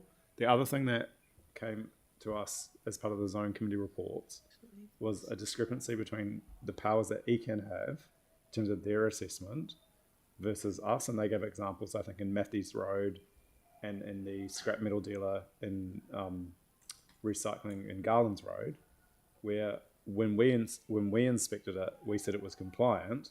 When ECAN inspected it, they said it was non-compliant. And I think the scrap metal yard's now got an application for 6 resource consents because they've had so many non-compliances, and yet we didn't pick that up.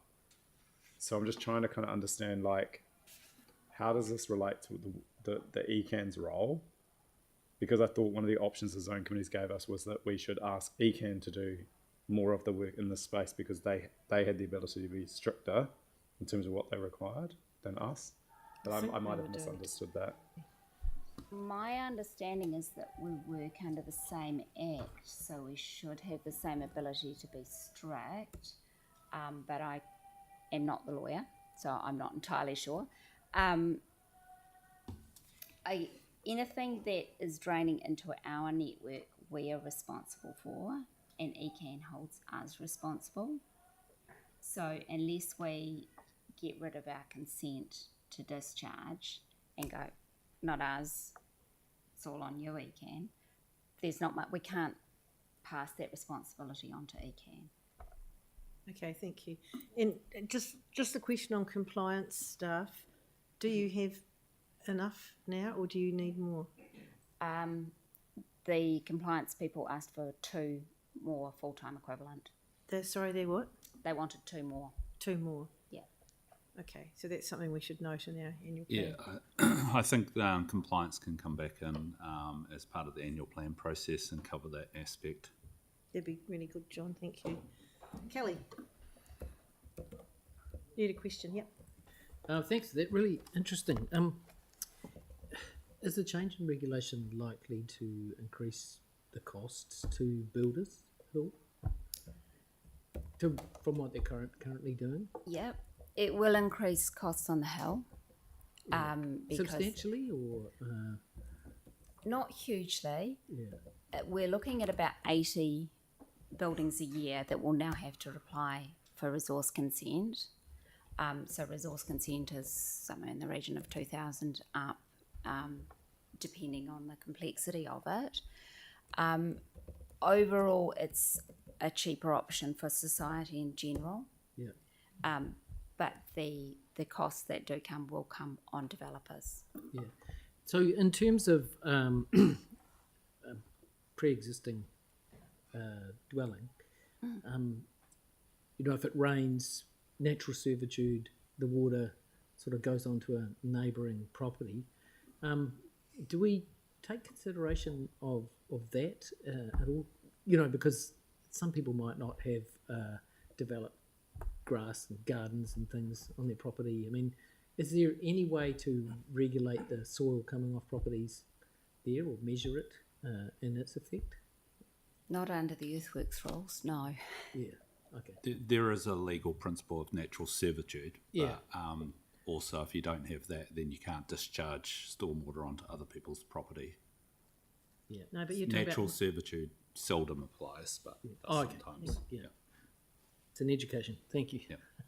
Tim?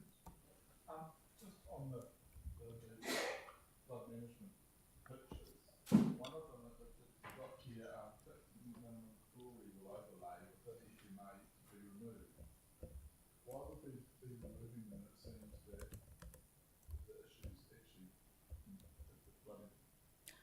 So all of our fixed minimum floor level overlay, the properties within that overlay are within the FMA. So even if we remove the overlay, they are still within the FMA. Yep. Victoria?